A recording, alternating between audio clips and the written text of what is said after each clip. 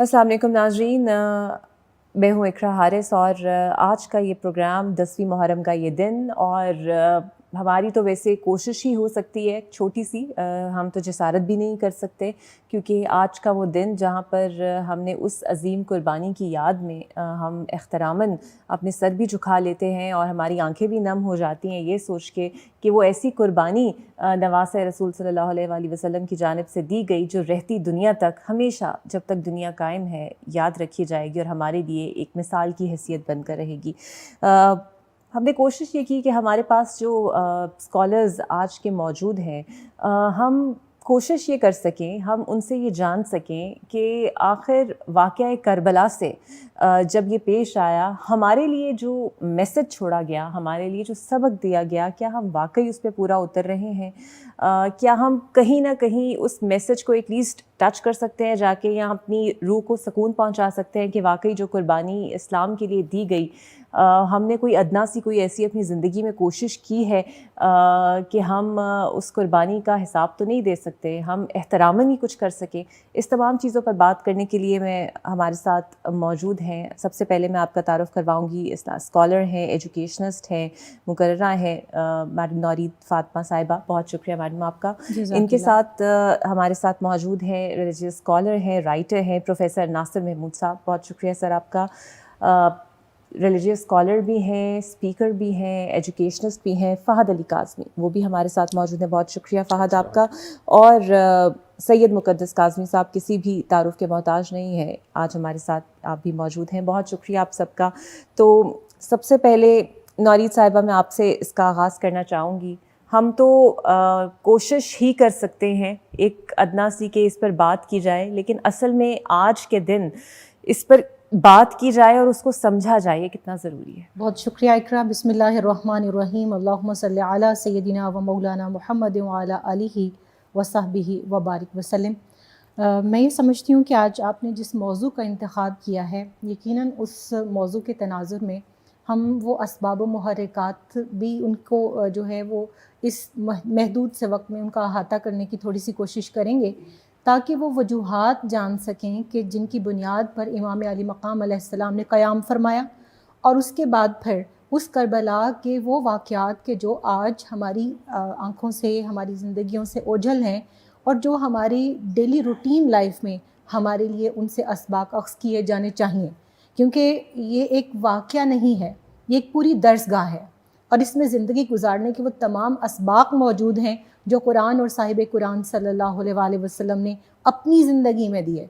उन्हीं की एक्सटेंशन है। जिस तरह रसूल करीम सल्लल्लाहु अलैहि वसल्लम ने इरशाद फरमाया कि हुसैन मुझसे है और मैं हुसैन से हूँ।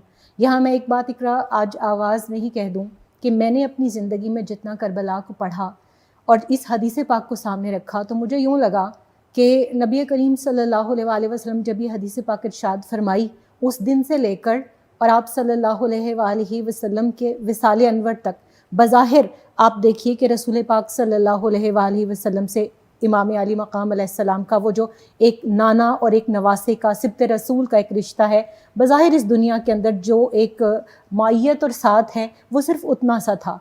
लेकिन उसके बाद इस हदीस पाक को अपने ऊपर अपनी ज़िम्मेदारी के तौर पर लेकर इस मुआशरे के अंदर निकल कर और क़यामत तक इमाम अली मक़ाम अलैहिस्सलाम ने साबित कर दिया कि वो जो फरमाया था ना कि मैं हुसैन से हूँ, अब वो वक्त है करबला के अंदर कि मैं साबित करूँ। तो आपने अपनी ज़िंदगी में वो जो कुरान करीम ने आपके इंट्रोडक्शन, मैं समझती हूँ कि इमाम अली मक़ाम अलैहिस्सलाम की कुर्बानी का जो इंट्रोडक्शन है वो सूरह कौसर से बेहतरीन और कोई नहीं है। वल असर, अल्लाह ने कुरान में असर की, वक्त असर की कसम खाई। आपने फरमाया खैरुल कुरूनी करानी, बेहतरीन ज़माना मेरा ज़माना है। आप सल्लल्लाहु अलैहि वसल्लम के दौर से जुड़ा हुआ ज़माना, फिर सहाबाए कराम का, उसके बाद ताबईन का। लेकिन देखिए कि उस दौर के अंदर जिस तरह से ख़वारिज भी पैदा हो गए, मुनाफिकीन भी पैदा हो गए, डिफरेंट जो है वो सेक्ट्स बनना शुरू हो गए, कई कम्युनिटीज़ के अंदर जो है वो इस तरह की चीज़ें पैदा हुई कि फिर पहले मस्जिद के अंदर सैयदना उमर फ़ारूक रज़ियल्लाहु तआला अन्हु पे हमला होता है, ये मस्जिद के अंदर पहली दहशत गर्दी है। उसके बाद फिर सैयदना उस्मान गनी रज़ियल्लाहु तआला अन्हु अपने खून से मदीना مدینہ منورہ کی سرزمین پر دیباچہ کربلا لکھتے ہیں. اس کے بعد پھر ایسے حالات بنائے جاتے ہیں کہ اس وقت کے اندر وہ جو حدیث پاک ہے کہ 30 سال کے بعد خلافت جو ہے وہ ملوکیت میں بدل جائے گی، پھر وہ ملوکیت میں بدلی، پھر اس کے بعد جو ہے وہ خط لکھ کر بیعت کے لیے مجبور کیا گیا. پھر امام علی مقام علیہ السلام کو بتانا پڑا کہ مجھ جیسا، حسین جیسا جو ہے، یعنی حسینی ایک کردار بتایا کہ حسین جیسا، یزید جیسے کی بیعت نہیں کر سکتا. اور آپ نے قیامت تک آنے والوں کو یہ باور کرا دیا کہ حسینیت کسی ایک شخص کا نام نہیں، وہ ایک اسوہ، وہ ایک رول ماڈل، وہ ایک کردار، وہ ایک ٹرینڈ اور وہ ایک رویے کا نام ہے. اور اس آپ نے فرمایا کہ میری یہ جنگ یزید سے نہیں بلکہ ہر اس شخص سے ہے جو یزیدی کردار رکھتا ہے. اور پھر اس کے بعد آپ دیکھیے، ہم اس واقعے کو جب دیکھتے ہیں تو مدینہ منورہ کو چھوڑنا، مکہ مکرمہ میں آ کر آباد ہونا، مختلف لوگوں سے جو ہے مشاورت کرنا، شیب ابی طالب کی صحبتوں کو برداشت کرنا، اتمام حجت کے طور پر اپنے سفیر کو کوفہ میں بھیجنا.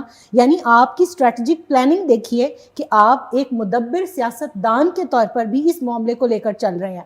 پھر ہر طرح کی حجتیں تمام ہوئیں، وفود بھی آئے، خطوط بھی آئے، لوگ بھی آئے، اور آپ نے اپنے حج کے احرام کو عمرے میں کس لیے بدلا؟ اعلاء کلمات اللہ کے نفاذ کے لیے، امر بالمعروف کے لیے، نہی عن المنکر کے لیے، اسلام کی ان اقدار کو جو بدلی جا رہی تھیں، اور جو سچ کو جھوٹ اور جھوٹ کو سچ کے ساتھ، حق کو باطل کے ساتھ ملتبس کیا جا رہا تھا. اب وقت آ گیا تھا کہ کربلا بپا کر کے، اور کربلا میں کہتی ہوں یہ فارق حق و باطل ہے، یہ جو دو رنگیاں ہیں نا، یہ ان کو کھولنے والی ہے. ایک طرف یزیدی فوج ہے، ایک طرف کوفی کردار کے لوگ ہیں، ایک طرف حسینی قافلہ ہے. تو وہاں سے نکلنے والے حور علیہ السلام بتاتے ہیں کہ اگر حسینی بننا ہے تو پھر یزیدیوں کی سپاہ کو چھوڑنا ہوگا، ان کی صفوں کو چھوڑنا ہوگا. پھر جا کر ہم یہ ثابت کر سکیں گے کہ ہم کونوا مع الصادقین کے درجے پر ان سچوں کے ساتھ ہیں جن کو ہم ہر نماز میں کہتے ہیں کہ صراط الذین انعمت علیہم، اے اللہ ہمیں انعام یافتہ بندوں کے راستے پر چلا. یہ وہی ہیں انبیاء کے بعد کہ جو سبط رسول ہیں، مگر صالح بھی یہی ہیں، شہید بھی یہی ہیں. اور آپ دیکھیے کہ انبیاء کے بعد صدیقین، شہداء اور صالحین، یہی 3 درجے ہیں جو اللہ نے قرآن میں گنوائے، اور یہی آپ صلی اللہ علیہ وآلہ وسلم کے نواسے اپنے کردار سے ثابت کر رہے ہیں. بالکل جناب، اور ہر قدم کے اوپر قربانی نظر بھی آتی ہے. اچھا فہد، جس طرح بھی ذکر بھی کیا نورید فاطمہ صاحبہ نے، یہاں پر آج کی دنیا میں جنگ ایک ہی چیز کی ہے، وہ ہے پاور کی، سیٹ کی، کرسی کی. تو ان سے زیادہ پاورفل شخصیت تو کوئی نہیں ہو سکتے نا، جن کے پاس پاور وراثت سے ہے. نواسہ رسول، بی بی فاطمہ، مولا علی کے صاحبزادے، اس کے بعد تربیت ان کی آپ دیکھیے. تو اس کے باوجود ایک ادنا سی پاور کو ٹھکرا کر انہوں نے ایک عظیم الشان پاور اپنا لی. اس پر آپ کیا کامنٹ کریں گے؟ بسم اللہ الرحمن الرحیم. تھینکس الاٹ اقرا. آج کا دن امام علی مقام امام حسین علیہ السلام کی شہادت اور عظیم قربانی کی یاد دلاتا ہے.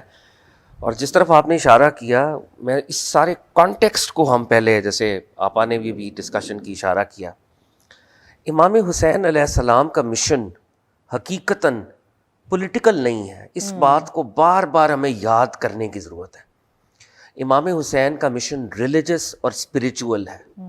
یہ سب سے پہلی اور بنیادی بات ہے جس کو عام طور پہ لوگ اگنور کر دیتے ہیں. وہ سمجھتے ہیں کہ یہ کسی پالیٹکس کے لیے امام پاک جا رہے ہیں. پالیٹکس کے لیے نہیں جا رہے، نہ امام پاک پالیٹیشین ہے in that sense of the word. امام علی مقام امام حسین علیہ السلام ریلیجس امپلیمنٹیشن کے لیے جا رہے ہیں. اسی کا ایک مقام بیدہ میں انہوں نے خطبہ ارشاد فرمایا، اپنے مشن کو خود بتایا انہوں نے دوران سفر. انہوں نے کہا، لوگوں کو خطاب کرتے ہوئے سامنے حضرت حر کا رسالہ جو ان کو روک رہا تھا، ان کے سامنے خطاب کیا آپ نے کہا، لوگوں تم دیکھتے نہیں ہو حلال کو حرام اور حرام کو حلال کیا جا رہا ہے؟ تم دیکھتے نہیں ہو کہ رب العزت کی معرفت کو فراموش کیا جا رہا ہے؟ سرکار دو عالم صلی اللہ علیہ وآلہ وسلم کی سنت کو فراموش کیا جا رہا ہے. اور میں نے اپنے نانا سرکار دو عالم صلی اللہ علیہ وآلہ وسلم سے یہ سنا ہے کہ جب ایسے معاملات ہوں، ایسے سرکمسٹانسز ہوں، تو جو خاموش بیٹھے گا وہ اسی ظالم قوم میں سے گردانا جائے گا. I cannot hence stay quiet. میں چپ نہیں رہ سکتا. تو امام حسین علیہ السلام کا مشن بنیادی طور پہ ریلیجس، اسپریچول، روحانی مشن ہے.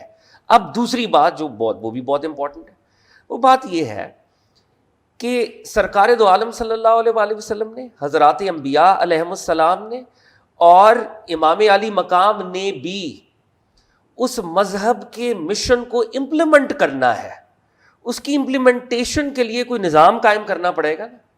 اور مسلمانوں کے ہاں ایک نظام قائم ہوا، خلافت راشدہ جس کو کہا گیا. خلافت راشدہ کیا ہے؟ خلافت راشدہ مذہب کو ایکسپریس کرنے کا، امپلیمنٹ کرنے کا ایک نظام ہے. اور اس میں کیا ہے؟ اللہ رب العزت کا قانون، سنت رسالت مآب، رول آف لا، مساوات، ایکوالٹی، کمپیشن، یہ ساری اس کی ویلیوز ہیں. آپ خلیفہ کو کویشچن کر سکتے ہیں، اکاؤنٹیبلٹی ہے، خلیفہ کے سامنے سوال کر سکتے ہیں. اور سب سے امپورٹنٹ پرنسپل جو خلافت راشدہ کے اندر ہے وہ کیا ہے؟ باپ بیٹا خلیفہ نہیں بن سکتا، میرٹ پہ خلافت ہوگی. حضرت علی المرتضیٰ جب پردہ فرما رہے تھے، لوگوں نے پوچھا کہ آپ کے بعد کون؟ آپ نے کہا میں اس کے اوپر فیصلہ نہیں کرتا، لوگوں نے ڈیسائیڈ کیا کہ امام علی مقام امام حسن مجتبیٰ علیہ السلام اس وقت خلیفہ ہوں گے. ٹھیک ہے، اس خلافت راشدہ کا جو کانسیپٹ ہے وہ میرٹ پہ بیس کرتا ہے، میرٹ، پائٹی، وہ اس لیول کے اوپر. اب جب سرکار مدینہ صلی اللہ علیہ وآلہ وسلم کے پردہ فرمانے کے 30 سال بعد یہ اسلام کی ویلیوز کو پامال کیا گیا ہے، جس کو آقا نے حدیث سفینہ کے اندر پہلے سے بتا دیا تھا کہ بعد میں کاٹ کھانے والی ملوکیت ہوگی. اب جب کاٹ کھانے والی ملوکیت آ گئی تو امام علی مقام امام حسین علیہ السلام اس کی بیعت نہیں کریں گے. اور انہوں نے یہ اعلان کیا مدینے کے اندر، مدینے میں خطوط نہیں آ رہے تھے، نہ وہ کوفہ جا رہے تھے، تب ہی واز ہیڈنگ ٹورڈز مکہ. اور انہوں نے تب اعلان کیا مجھ جیسا اس جیسے کی بیعت نہیں کرے گا. روکنے کی کوشش کی گئی کہ آپ کو روکیں گے. آپ نے کہا کون روکے گا علی کے بیٹے کو؟ مجھے کوئی نہیں روک سکتا. آپ مکہ گئے. مکہ میں اب اکثر لوگ یہ سوال پیش کرتے ہیں کہ جی بہت سے لوگوں نے آپ کو روکا، آپ کیوں گئے؟ تو اس سوال کو بھی آج کے دن ایڈریس کرنا چاہیے. سرکار دو عالم صلی اللہ علیہ وآلہ وسلم شاب ابی طالب گئے تو کیا آپ روک سکتے ہیں آقا علیہ الصلوۃ والسلام کو کہ جی آقا وہاں پہ ظلم ہوگا؟ اس کا مطلب ہے کہ آقا کو جو حکمتوں کا پتہ ہے ہمیں نہیں پتہ، ہمیں ایمان لانا ہے. اسی طرح امام حسین علیہ السلام کو اپنے وقت میں، کیونکہ وہ جانشین رسالت مآب ہیں، جن حکمتوں کا ان کو پتہ ہے ہمیں نہیں پتہ، ہمیں ایمان لانا ہے کہ آقا حسین کا مشن حق پر مبنی ہے. بالکل. اور جب عبداللہ ابن عباس، عبداللہ ابن عمر، عبداللہ ابن زبیر، عبداللہ ابن جعفر رضی اللہ عنہما جب یہ آ کر روکا کرتے تھے تو امام یہی کہتے تھے، بڑی خیر خواہی کی بات کی، بڑی نصیحت کی، تم خیر خواہ ہو میرے، آئی انڈرسٹینڈ دس. اور عبداللہ ابن جعفر کو رضی اللہ تعالیٰ عنہ جو آپ کے بردر ان لو تھے آنریبل، آپ نے ان کو کہا کہ مجھے کل خواب میں سرکار دو عالم صلی اللہ علیہ وآلہ وسلم ملے ہیں اور انہوں نے کہا ہے کہ وقت آ گیا ہے اور انہوں نے کچھ مجھے حکم دیا ہے، میں اس حکم کا پابند ہوں. تو آج کے دن 10 محرم الحرام کے دن ہمیں اس بات کو انڈرسٹینڈ کرنے کی ضرورت ہے کہ امام حسین کا مشن اسپرچول ہے، ریلیجس ہے، اس کی باطنی حکمتیں ہیں جو سرکار دو عالم علیہ الصلوۃ والسلام سے ڈائریکٹ گائیڈنس اس وقت بھی امام علی مقام کو مل رہی تھی. تو اس جنکچر آف ہسٹری کے اوپر ہمیں کیا دیکھنا ہے؟ امام حسین کدھر کھڑے ہیں؟ جدھر امام حسین کھڑے ہیں وہ حق ہے، وہ عظیمت کا رستہ ہے، بالکل وہ حق کا رستہ ہے. اور امام حسین کے پیچھے جیسے بھی اشارہ ہوا قرآن کی آیات کھڑی ہوئی ہیں، ان کے پیچھے لا تعداد احادیث مصطفیٰ کھڑی ہوئی ہیں. اس بات کو جب ہم کرتے ہیں تو آگے نکل جاتے ہیں. اس کا مطلب ہے کچھ اس کو سمجھنے کی ضرورت ہے. قرآن کی آیات احادیث مصطفیٰ بتا رہی ہیں کہ یہ خاص طبقہ ہے، میرے بعد یہ فارق حق و باطل ہے، معیار ہے، کسوٹی ہے، امت نے اس کے ساتھ جڑنا ہے. مسئلہ یہ ہے آج ہم بیٹھے ہوئے اور حق کی بات ہے. اور حق کی بات کیا ہے کہ پروفٹ کی فیملی کو ڈینائی کیا گیا ہے، ان کو اگنور کیا گیا ہے، ان کو وہ پرومیننس جو کہ آقا ہم سے چاہتے ہیں، آقا علیہ الصلوۃ والسلام ہم سے تقاضا کر رہے ہیں، وہ پرومیننس ہم نے نہیں دی. اور کاش ہم دیتے. امام حسین کی وہ لاسٹ اٹیمپٹ تھی ملوکیت کے خلاف، اگر وہ اٹیمپٹ کامیاب ہو جاتی، اگر امام علی مقام پریویل کر جاتے تو واقعہ حرہ نہ ہوتا. مدینہ منورہ کو جب یزیدی آرمی نے پامال، اس کے بعد کے حکمرانوں نے پامال کیا، بیت اللہ کے جب پردے جلائے گئے، جب توابون کے 4000 لوگوں کو تہہ تیگ کیا گیا، شہید کیا گیا، تو امام حسین کو تب سپورٹ چاہیے تھی، ہمیں ان کو سپورٹ کرنا تھا، ہم نہیں کر سکے، اور اس کا ہم نے نتیجہ بھگتا ہے۔ اب ہمارے لیے ایک چانس ہے کہ ہم امام حسین کے میسج کو اسیمولیٹ کریں، اور آقا نے جیسے حدیث میں بتایا ہے کہ اسی خاندان میں سے ایک اور فرد آئے گا اینڈ آف ٹائمز میں، آخر الزمان میں، سیدنا مہدی، تو دعا کریں کہ جب وہ اس کا ظہور ہو تو کم از کم ہم اس کی سپورٹ کر سکیں۔ بہت ہی خوبصورت بات فہد نے کہی کہ ضرورت اب ہے، اب بھی سمجھ جائیں تو شاید اتنی دیر نہیں ہوئی۔ پروفیسر ناصر صاحب، آپ سر کس طرح ایڈریس کریں گے آج کا یہ دن اور قربانی کی لازوال مثالیں اور عصر حاضر کا یہ دور؟ بسم اللہ الرحمن الرحیم۔ بہت خوبصورت گفتگو ہو رہی ہے، اسی کو آگے بڑھاتا ہوں۔ سب سے پہلی بات جو ہمیں یاد رکھنی چاہیے، آج سیدنا امام حسین علیہ السلام کے یوم شہادت کو مناتے ہوئے، کہ یہ شہادت کوئی ایسی شہادت نہیں ہے جو اچانک وقوع پذیر ہو گئی یا کچھ واقعات کی وجہ سے ہو گئی، یا جس کو آپ یوں کہہ لیں کہ میں آج کل سنتا ہوں بہت سارے لوگ کہ خطوط لکھ دیا، بلا دیا، نہ لکھتے تو امام حسین گویا امام نہ اٹھتے، قیام نہ کرتے۔ ایسی کوئی بات نہیں تھی کہ اگر وہ خط نہ لکھتے تو امام حسین علیہ السلام بیٹھے رہتے۔ اور میں بہت ساری جگہوں پر سنتا ہوں جمعہ کے دن کوئی سلام پڑھتے، جن کو بیٹھے بٹھائے ستایا گیا تو جن کو بلایا گیا۔ بات دراصل یہ تھی کہ امام حسین علیہ السلام جن حالات سے گزر رہے تھے ان حالات کو سمجھیں، اور پھر اس قربانی کی جو رسول اللہ صلی اللہ علیہ وآلہ وسلم نے خبریں دی ہیں ان پر غور کریں۔ ان کی آنکھیں بھر آتی تھیں۔ آقا علیہ السلام نے امام حسین علیہ السلام کی ولادت سے ہی آپ کی شہادت کی خبر دینی شروع کر دی۔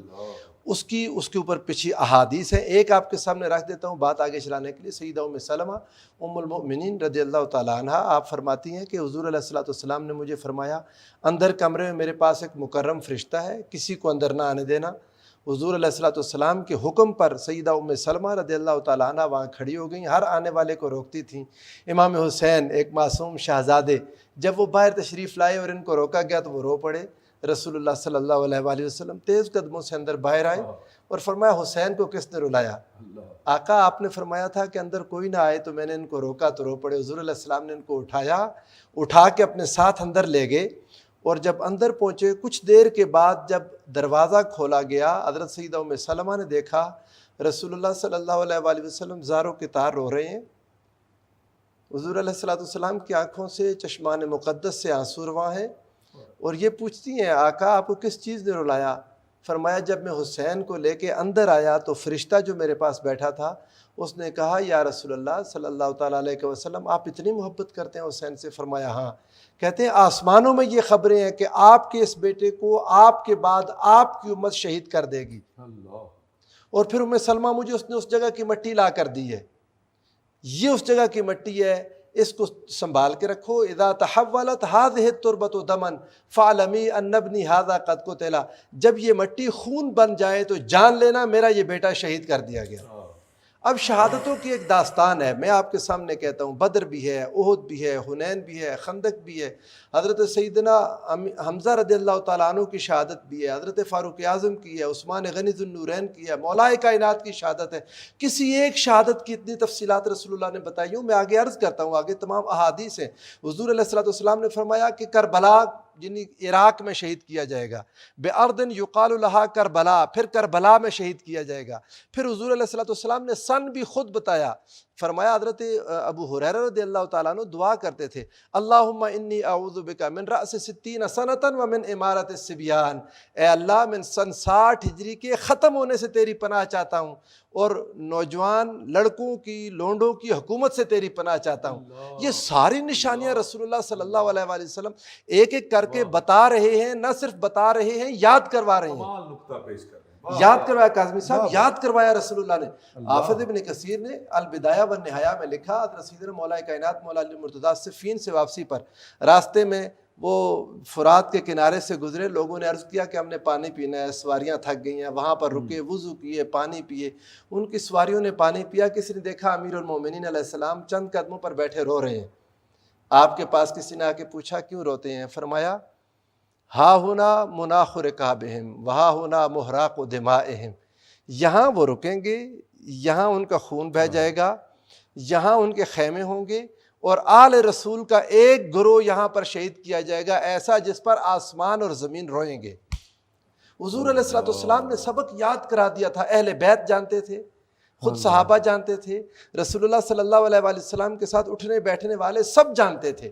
آقا علیہ السلام نے یاد کروایا. اب کسی اور شہادت کو حضور نے, آقا علیہ السلام نے ایک ایک دو بار خبر دی, اس طرح کسی کو یاد نہیں کروایا. وجہ اب یہاں پر آتے ہیں. وجہ یہ تھی حضور سرورد عالم صلی اللہ علیہ وآلہ وسلم نے جس کام کے لیے انہیں رب سے مانگا تھا, جس چیز کے لیے ان کی تربیت کی تھی, ان کی شہادت دین اسلام کو بچانے والی وہ شہادت ہوگی جو قیامت تک مسلمانوں میں قیام کا جذبہ پیدا کرے گی اور مسلمانوں کو حق کی خاطر مر مٹنے کا جذبہ دے گی. اب آپ دیکھیں ہوا کیا تھا, امام حسین علیہ السلام کو کیوں اٹھنا پڑ گیا؟ ابھی یزید کی تو حکومت شروع ہوئی تھی نا, ابھی بیعت مانگ رہے تھے تو امام حسین علیہ السلام کھڑے ہو گئے. وجہ یہ تھی, ہمارے بھائی افاد علی کاظمی صاحب نے صرف اشارہ کیا, وہ جو خلافت راشدہ تھی حضرت صدیق اکبر رضی اللہ تعالیٰ عنہ, وہ ان کی خلافت میں دیکھے تو ان کا دل کرتا ہے میٹھا کھاؤں, تو ان کی خاتون نے کئی دنوں بعد زوجہ نے میٹھا آپ کے سامنے رکھا. فرمایا یہ کیسے بنایا؟ انہوں نے کہا جو گھر میں کھانا آتا ہے تھوڑا تھوڑا بچا کے میں نے آج آپ کے لیے کھانا تیار کیا. آپ نے بیت المال کے اس محافظ سے کہہ دیا ایک ایک چمچ گھر میں بچ سکتا ہے, یہ روک لو. حضرت عمر رضی اللہ تعالیٰ عنہ بیمار ہوتے ہیں, آپ کو حکیم کہتا ہے کہ ایک چمچ شہد ایک کلو بوتل شہد کی مل جائے, میں آپ کی دوائی تیار کر لیتا ہوں. فرمایا جمعے کے دن آنا مسجد میں. وہ جمعہ کے دن مسجد میں آیا, اتنی بڑی مملکت کا حکمران کھڑے ہو کے لوگوں سے کہتا ہے لوگوں میرے اپنے وسائل میں اتنا شہد لینا ممکن نہیں ہے, کئی دنوں سے بیمار ہوں. حکیم مسجد میں آیا بیٹھا ہے, بیت المال میں بوریاں بھری ہیں, توڑے بھرے ہوئے ہیں شہد کے, اجازت ہو تو میں شہد لے لوں. پوری مسجد رونے لگ پڑتی ہے کہ اتنی بڑی مملکت کا حکمران اور شہد لینے کے لیے لوگوں سے اجازت لے رہا ہے. یہ جب سارا نظام لپیٹا جا رہا ہے, سیدنا مولا کائنات مولا علی المرتضیٰ جب کوفہ میں آتے ہیں, جب ادھر آپ نے کیپٹل شفٹ کیا, لوگوں سے کہا لوگوں میرے پاس جو کچھ ہے دیکھ لو. لوگ کہنے لگے حضور کیوں دکھاتے ہیں؟ فرمایا جس دن جاؤں اس سے ایک بھی چیز زیادہ ہو تو مجھے پکڑ لینا. یہ نظام سارا بدلا گیا تھا. زکوٰۃ پر لوگ اپنا تصرف جمانے لگے تھے, حلال کو حرام اور حرام کو حلال کرنے لگے تھے. ہمدان میں مسلمانوں کی بچیوں کو بازاروں میں کھڑا کر کے بیچ دیا گیا. حضور علیہ الصلوۃ والسلام کے صحابہ کی عزت اور ناموس مشکل میں پڑ گئی تھی. امام حسین علیہ السلام سب کچھ دیکھ رہے تھے, اپنے بابا کی جد و جہد اس ریاست کو بچانے کے لیے بھی دیکھ چکے تھے, اور امام حسین علیہ السلام مولا علی شیر خدا کے ساتھ شانہ بشانہ لڑ چکے تھے اس ریاست کو بچانے کے لیے. جب دیکھا میرے نانا کی جد و جہد, میرے بابا کی جد و جہد, میرے بھائی کی جد و جہد سب ختم ہو جائے گا, امام حسین علیہ السلام اس کے خلاف قیام کر کے کھڑے ہو گئے. آپ نے فرمایا اگر آج قربانی نہ دی تو رسول اللہ صلی اللہ علیہ وآلہ وسلم کا دین, اندازہ کریں نا. اب بعض لوگ کہتے ہیں کہ یہ کیسی بات ہے کہ دین کو کیا خطرہ ہونا تھا. صرف 50 سال ہوئے تھے رسول اللہ کو رخصت ہوئے, اس زمانے میں جو بھی ہو جاتا وہ دین بن جاتا. جیسے باقی چپ تھے, اگر امام حسین چپ ہو جاتے وہ دین بن جاتا. حسین یوں کھڑے ہو گئے, فرمایا یہ دین نہیں ہے. کیا بات ہے پروفیسر صاحب. اب لوگ کہتے ہیں فلاں نے مشورہ دے دیا. امام حسین کسی کا مشورہ مان لیتے, آج دین نہ ہوتا, یہ مسجدوں میں اذانیں نہ ہوتی. لوگوں نے حلال حرام مکس کر دیا تھا. امام حسین علیہ السلام نے کھڑے ہو کے اور کیا اسلام کی خاطر اپنے بچوں کے خون سے کلمہ شہادت لکھ دیا. سب سے مشکل وہ جو بنائے دین بنے نا, وہ اپنے اون و محمد کے خون سے لکھا. وہ آپ نے اپنے علی اکبر کے خون سے, علی اصغر کے خون سے کلمہ لکھا, اور نانا کے دین کی ایسے حفاظت کی کہ انسان اس کا تصور نہیں کر سکتا. قیامت تک جب بھی بات آئے گی تو لوگ کہیں گے حق یوں کھڑا ہوتا ہے جیسے حسین کربلا میں کھڑے ہوئے تھے. بہت خوبصورت, بالکل بالکل, اس میں تو کوئی شک نہیں ہے. قربانی اپنی دینا اور پھر اپنے بچوں کی دے دینا, یہ کوئی عام بات نہیں ہے. ایک بریک لیتے ہیں, بریک کے بعد مقدس کاظمی صاحب بھی ہمارے ساتھ موجود ہیں.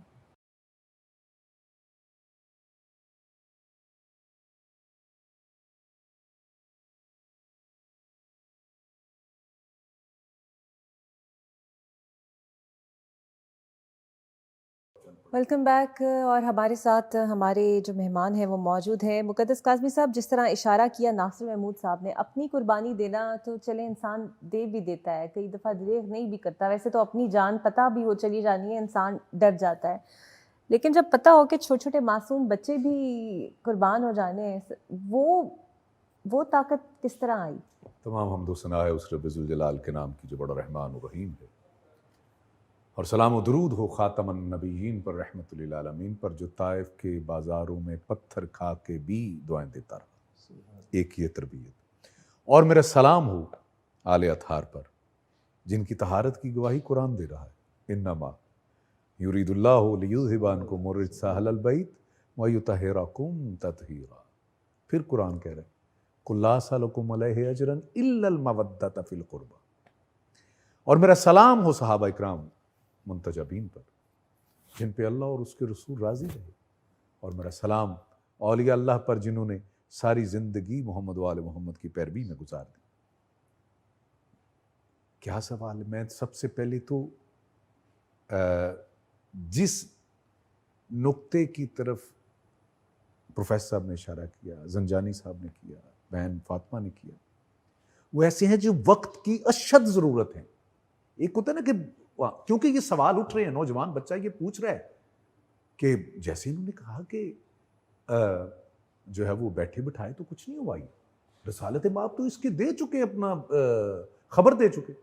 اور پھر میں آپ کے سوال کی بھی طرف آ رہا ہوں کہ بچوں کو ساتھ لانے کا مقصد یہی تھا کہ رضا الہی میں، اللہ کی رضا کے لیے کیا کچھ جو نا ایک دائرہ جو خدا کو نہیں مانتا، وہ کہتا ہے میں نے اگر خدا کو ماننا ہے تو وہ حسین کے یقین کی وجہ سے میں نے مانا، کہ جب سجدے میں بھی ہیں، جب کٹ رہا ہو جسم تو کیا یاد رہتا ہے؟ کچھ نہیں، لیکن اس وقت کہہ رہے سبحان ربی الاعلی و بحمدہ۔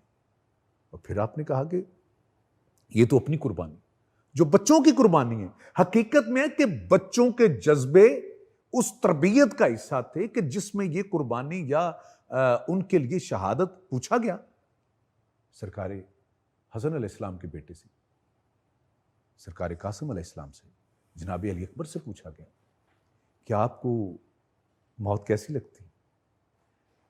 اب 13 سال کا ایک بچہ، ایک 18 سال کا نوجوان، تو بچے کے لیے جو سب سے زیادہ یعنی اچھی جو چیز لگتی ہے وہ شیرینی لگتی ہے، اور شہد ہے۔ کہا بابا، اور دوسرے کہا چاچا شہد سے زیادہ شیریں لگتی ہے ہمیں، یہ جو موت جس کی آپ بات کریں وہ شہد سے زیادہ شیریں ہے۔ تو اب بتائیے کہ جہاں پہ جذبے، اور پھر یہ تو آپ چلیں شعور کی اس منزل پہ ہیں۔ خیر ان کا بچہ بھی دیکھیے کہ بچہ چھوڑ کے، میں کہتا ہوں ان کے گھر کا جانور، میں بعد میں ذکر کروں گا کہ بچہ 6 ماہ کا ہے، سرکار نے کربلا میں کہا حل من ناصر ینصرنا، ہے میرے کو غریب کی مدد کرنے والا؟ کوئی یہ نہیں مدد مانگ رہے تھے کہ تلوار لے کے آ جاؤ، جو مشن تھا اس مدد کی بات کر رہے تھے۔ کہا اچھا 6 ماہ کا بچہ ہے، اس نے اپنے آپ کو جھولے سے گرا دیا۔ آئے یار، سمجھنے کی بات تو یہ کہ 6 ماہ کا بچہ، آپ تو میں نے بڑوں کا ذکر کیا، بچے کا آپ جذبہ دیکھیے۔ اور اس کے بعد واپس جب خیمے میں آتے ہیں تو پاک بی بی رباب فرماتی ہیں، آپ کی زوجہ کہتی ہیں جب سے آپ نے آواز لگائی بچہ تلملا رہا ہے، اپنے آپ سے جھولے سے گرا دیا۔ تو آپ نے اٹھایا، اٹھا کے اب جب کربلا کی طرف، میدان کی طرف لے جا رہے ہیں نا، لوگوں نے کہا دیکھو حسین نا اب کوئی بن نہیں پا رہی، تو نعوذ باللہ، میں ایک بات جو ان کے خیالات ہیں اس کو اسی طرح میں بیان کر رہا ہوں، بن نہیں پا رہی تو اب جو نا یہ قرآن کو اٹھا کے لے آئے، کیونکہ اوپر کپڑا تھا، تو جب اٹھایا تو وہ بچہ تھا، تو بچے کو دیکھ کے کہا کہ اب اس کو ڈھال بنا کے پانی مانگے گا؟ کہا مجھے نہیں چاہیے، اس بچے کو چاہیے۔ تو کسی نے اختیار کو، کیا وہ جانے جو سامنے کھڑے ہیں، وہ کیا جانتے تھے اختیار کو کہ ان کے اختیار میں کیا ہے؟ انہوں نے کہا یہ بچہ خود مانگے گا پانی تو پھر ہم دیں گے۔ جب بچے نے سرکار نے بیٹے کی طرف دیکھا، جناب علی اصغر علیہ السلام کی طرف، تو آپ آئے ہیں وہ منظر اگر آپ سوچ لیں تو میں کہتا ہوں قیامت سے کم نہیں تھا کہ واحد یہ مجاہد تھا جس کی اس ادا سے پوری یزیدی فوج نے رونا شروع کر دیا اور منہ دوسری طرف کر لیا۔ وہ ادا کیا تھی کہ اس بچے نے اپنے ہونٹوں پہ جو ہے وہ زبان کو پھیرا، یوں۔ تو تاریخ یہ کہتی ہے کہ تلملاہٹ پیدا ہوگی، پوری بغاوت کا جو نا وہ پیدا ہو گیا سما۔ تو اسی وقت جو عمر سعد ہے اس نے کہا کہ حسین کے کلام کو قطع کر، کچھ تیر ہوتے ہیں. اب اس میں بھی تھوڑی سی میں ڈیٹیل میں کہتا ہوں کہ اگر سوچا جائے آج کے دن جو آپ بیان کر رہی ہیں, جو پوچھ رہی ہیں, مجھے نہیں پتا کہ لوگوں کے خیالات اس ماں سے پوچھئے جس کے 6 ماہ کے بچے کو جو ہے وہ میدان میں لے جایا گیا ہے اور وہ پانی اسے نہیں مل رہا, اور ایک طرف اشارہ ہوتا ہے کہ اس حسین کے کلام کو قطع کر, اور وہ تیر اٹھاتا ہے جو جانوروں کو مارنے والا ہے, اٹھا کے 3 پھال والا تیر. کہتے ہیں کہ حرملہ نے وہ تیر چلایا اور کہتے پاک علی اصغر کی جو ہے وہ گردن پہ لگا. تیر تو سوراخ کرتا ہے نا, اس نے قطع کیا گردن کو, اور اگر امام کا کندھا نہ ہوتا تو یہ تیر جناب علی اصغر کو دور تک لے جاتا. پھر کہتے ہیں کہ غم کیوں ہوتا ہے, آنکھوں میں آنسو کیوں ہے, یہ دیکھے تو اسے ہو کیا رہا ہے. پھر جب تیر, میں بالکل مختصر کر رہا ہوں, جب تیر لگا زنجانی صاحب, فاطمہ بہن جب تیر لگا, کہتے تاریخ یہ کہتے کہ امام اب ماں کو کہہ کے آئے تھے کہ میں پانی پلانے کے لیے لے جاؤں. کتنا پانی پی لینا تھا ایک معصوم نے, 2 قطرے 4 قطرے. اب کہتے ہیں کہ امام کے لیے آج جتنی بھی لاشیں اٹھائی اس کا وزن امام کو نہیں لگا ہوگا. یہ ایک شاعر اپنا خیال بیان کر رہے ہیں. تو کہتے ہیں جب امام نے جب 6 ماہ کے بچے کو لے کے گئے نا, اور اس کی ماں کی طرح, اور کپڑا اسی طرح ڈالا, کہتے کہ وہ 6 ماہ کا بچہ اتنا وزنی ہو گیا کہ امام سے اٹھانا محال ہو گیا. کیا اس ماں کو بتایا ہوگا, کیسے بتایا ہوگا, کس طرح جو ہے وہ اس ماں کو دکھائیں کہ یہ لے تو, میں پانی پلانے لے کے گیا تھا, یہ لے ذبح کر کے لے آیا ہوں. کہتے ہیں آخر جب ہمت پہ نہیں رہی تو امام خیمے کے پیچھے جاتے ہیں اور ایک تلوار سے, اوئے ہو, اب یہ منظر میں کہتا ہوں کہ بیان صرف ہم کر تو سکتے ہیں, صرف احساس کے ساتھ سن لیا جائے تو پوری آپ کے وجود پہ قیامت آ جائے. وہ کیا ہے, جب تلوار کے ساتھ ایک قبر, ننھی سی قبر کھودی, اور جب جناب علی اصغر کو رکھا, جب اس ریت ڈالنے لگے نا 6 ماہ کے بیٹے کو, اور دیکھیے شریعت کا یہ قانون ہے کہ باپ اپنے بیٹے کو جو قبر میں نہ اتارے. کربلا میں کیا اتارا ہے, کیا ہوا کہ جب چہرے پہ جب امام نے وہ ریت ڈالنی چاہیے ہوگی تو سوچیں اس باپ کے اوپر, اس باپ کے لیے وہ کیا منظر ہوا. اور کہتے ہیں کہ سارے ایک دفعہ شہید ہوئے, لیکن یہ 6 ماہ کا مجاہد 2 دفعہ شہید ہوا. تاریخ یہ کہتی ہے کہ 71 سر جو نا ان کو کاٹ کے نیزوں پہ لایا گیا. کہا 72 والا سال. اب دیکھیے میں ایک چھوٹی سی بات کے بعد نتیجہ ایک دینا چاہتا ہوں کہ وہ سر کہاں ہیں. انہوں نے کہا جی کہ ہم نے امام کو دیکھا وہ پچھلے خیمے میں جو ہے وہ کچھ کھود کے جو ہے ان کو جناب علی اصغر کو جو نا وہ دفن کیا. کچھ یزیدیوں کو حکم ہوا یہ نیزے پکڑو, اب ذرا سنیے گا, نیزے پکڑو اور تم زمین میں کربلا پہ مارتے چلے جاؤ. اور ایک نیزہ ایسا کہ جناب علی اصغر کے وجود پہ لگا اور وہ نیزے کے ساتھ جناب علی اصغر پائے. وہاں پہ تاریخ, اب دیکھیں میری مجبوری ہے کہ میں لوگوں کو بتاؤں کہ یہ رکت اور رونا اور یہ کہیں خدا کے لیے یہ سنت مصطفیٰ ہے. جیسے انہوں نے بتایا کہ آپ روئے, اور یہ واحد شہادت ہے جو شہید ہونے سے پہلے منائی گئی. اس بات کو سمجھنے کی ضرورت ہے کہ ہم, اور یہ سارے تمام مکاتب فکر کے علماء اس بات پہ متفق ہے جیسے جناب پروفیسر صاحب نے فرمایا. تو اس کے بعد کیا ہوا, کس طرح جناب علی اصغر کا گلا کاٹا گیا, اور اس کے بعد کیسے نیزے پہ لایا گیا, اور نیزے پہ لانے کے بعد خدا کی قسم کربلا سے شام تک جو بھی سر کو دیکھتا کہتا ہاں یار یہ میدان جنگ کی باتیں ہیں. لیکن یہ بچے کا جو سر کاٹا جو نیزے پہ ہے, یہ جنگ نہیں ہوئی, یہ ظلم ہوا ہے. جناب علی اصغر کی اس ادا نے کہ جو باپ کی حل من ناصر ینصرنا کا جو صدا سنی تو اب بتائیے کہ وہ کہاں کھڑے ہیں. تو میرا یہ جی چاہتا ہے کہ وہ کربلا کی ماں سرکار حسین علیہ السلام کی بہن جسے جناب زینب کہتی ہیں، اگر مجھے اجازت دیں، اگر وقت آپ کے پاس ہے تو میرا جی چاہتا ہے کہ میں ان کا مرثیہ جو ان کی میں اصغر کو روئے گی کبھی سرور کو روئے گی، سغرا نبی کی قبر پہ اکبر کو روئے گی، سغرا نبی کی قبر پہ اکبر کو روئے گی، جائے گی ہائے سر برینو جو بازار شام میں، جائے گی سر برہنہ جو بازار شام میں،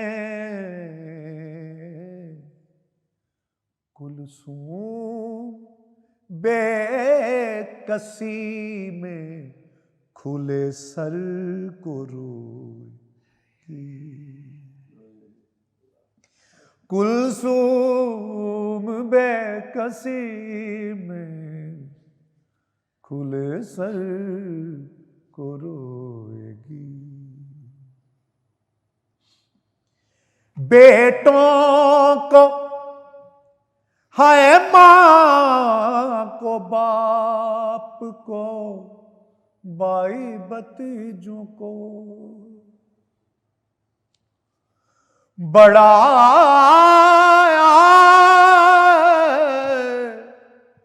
اوکھا ہوندا ماں دا، بڑا اوکھا ہوندا ماں دا تے پتراں تو رہنا دور،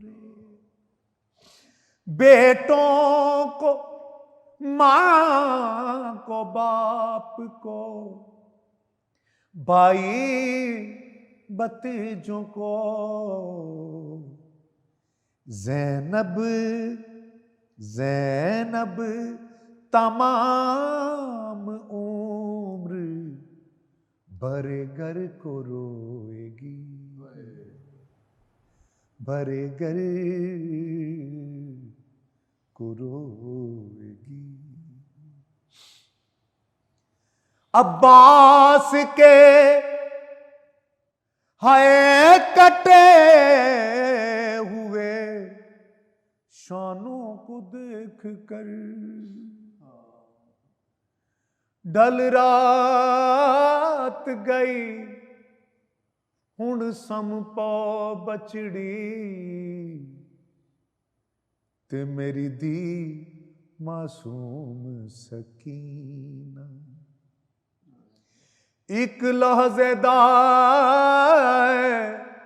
مہمان کھڑائے ہے بھی حاضر پیو دا سینہ، کل ظہر ویلے کل ظہر ویلے تنڈے در لہسن تے دیسی جھنکاں شمر کمینہ، عباس کے کٹے ہوئے شانوں کو دیکھ کر بالی بالی سکینہ اپنے मुकद्दर को रोएगी, मुकद्दर को रोएगी। सुगरा नबी की कब्र पे अकबर को रोएगी। हाय सामने लैला दे कुछ देर तबे अकबर, हाय सामने लैला दे कुछ देर तबे अकबर। मैं तरस गया कदीमाया के, मैं तरस गया कदीमाया के, एक बार तक अकबर सामने लैला दे कुछ देर तबे अकबर। मर जावी मां ना जावी, ना प्यो नु मार मुकावी। मर जावी मां ना जावी, ना प्यो नु मार मुकावी। तेरे बाज ओ साडे कोल कोई, तेरे बाजू साडे कोल कोई, नहीं रहनी शह अकबर सामने लैला दे कुछ देर तबे अकबर। नाज़रीन, एक ब्रेक यहाँ पर लेते हैं और आपसे ब्रेक के बाद मिलते हैं।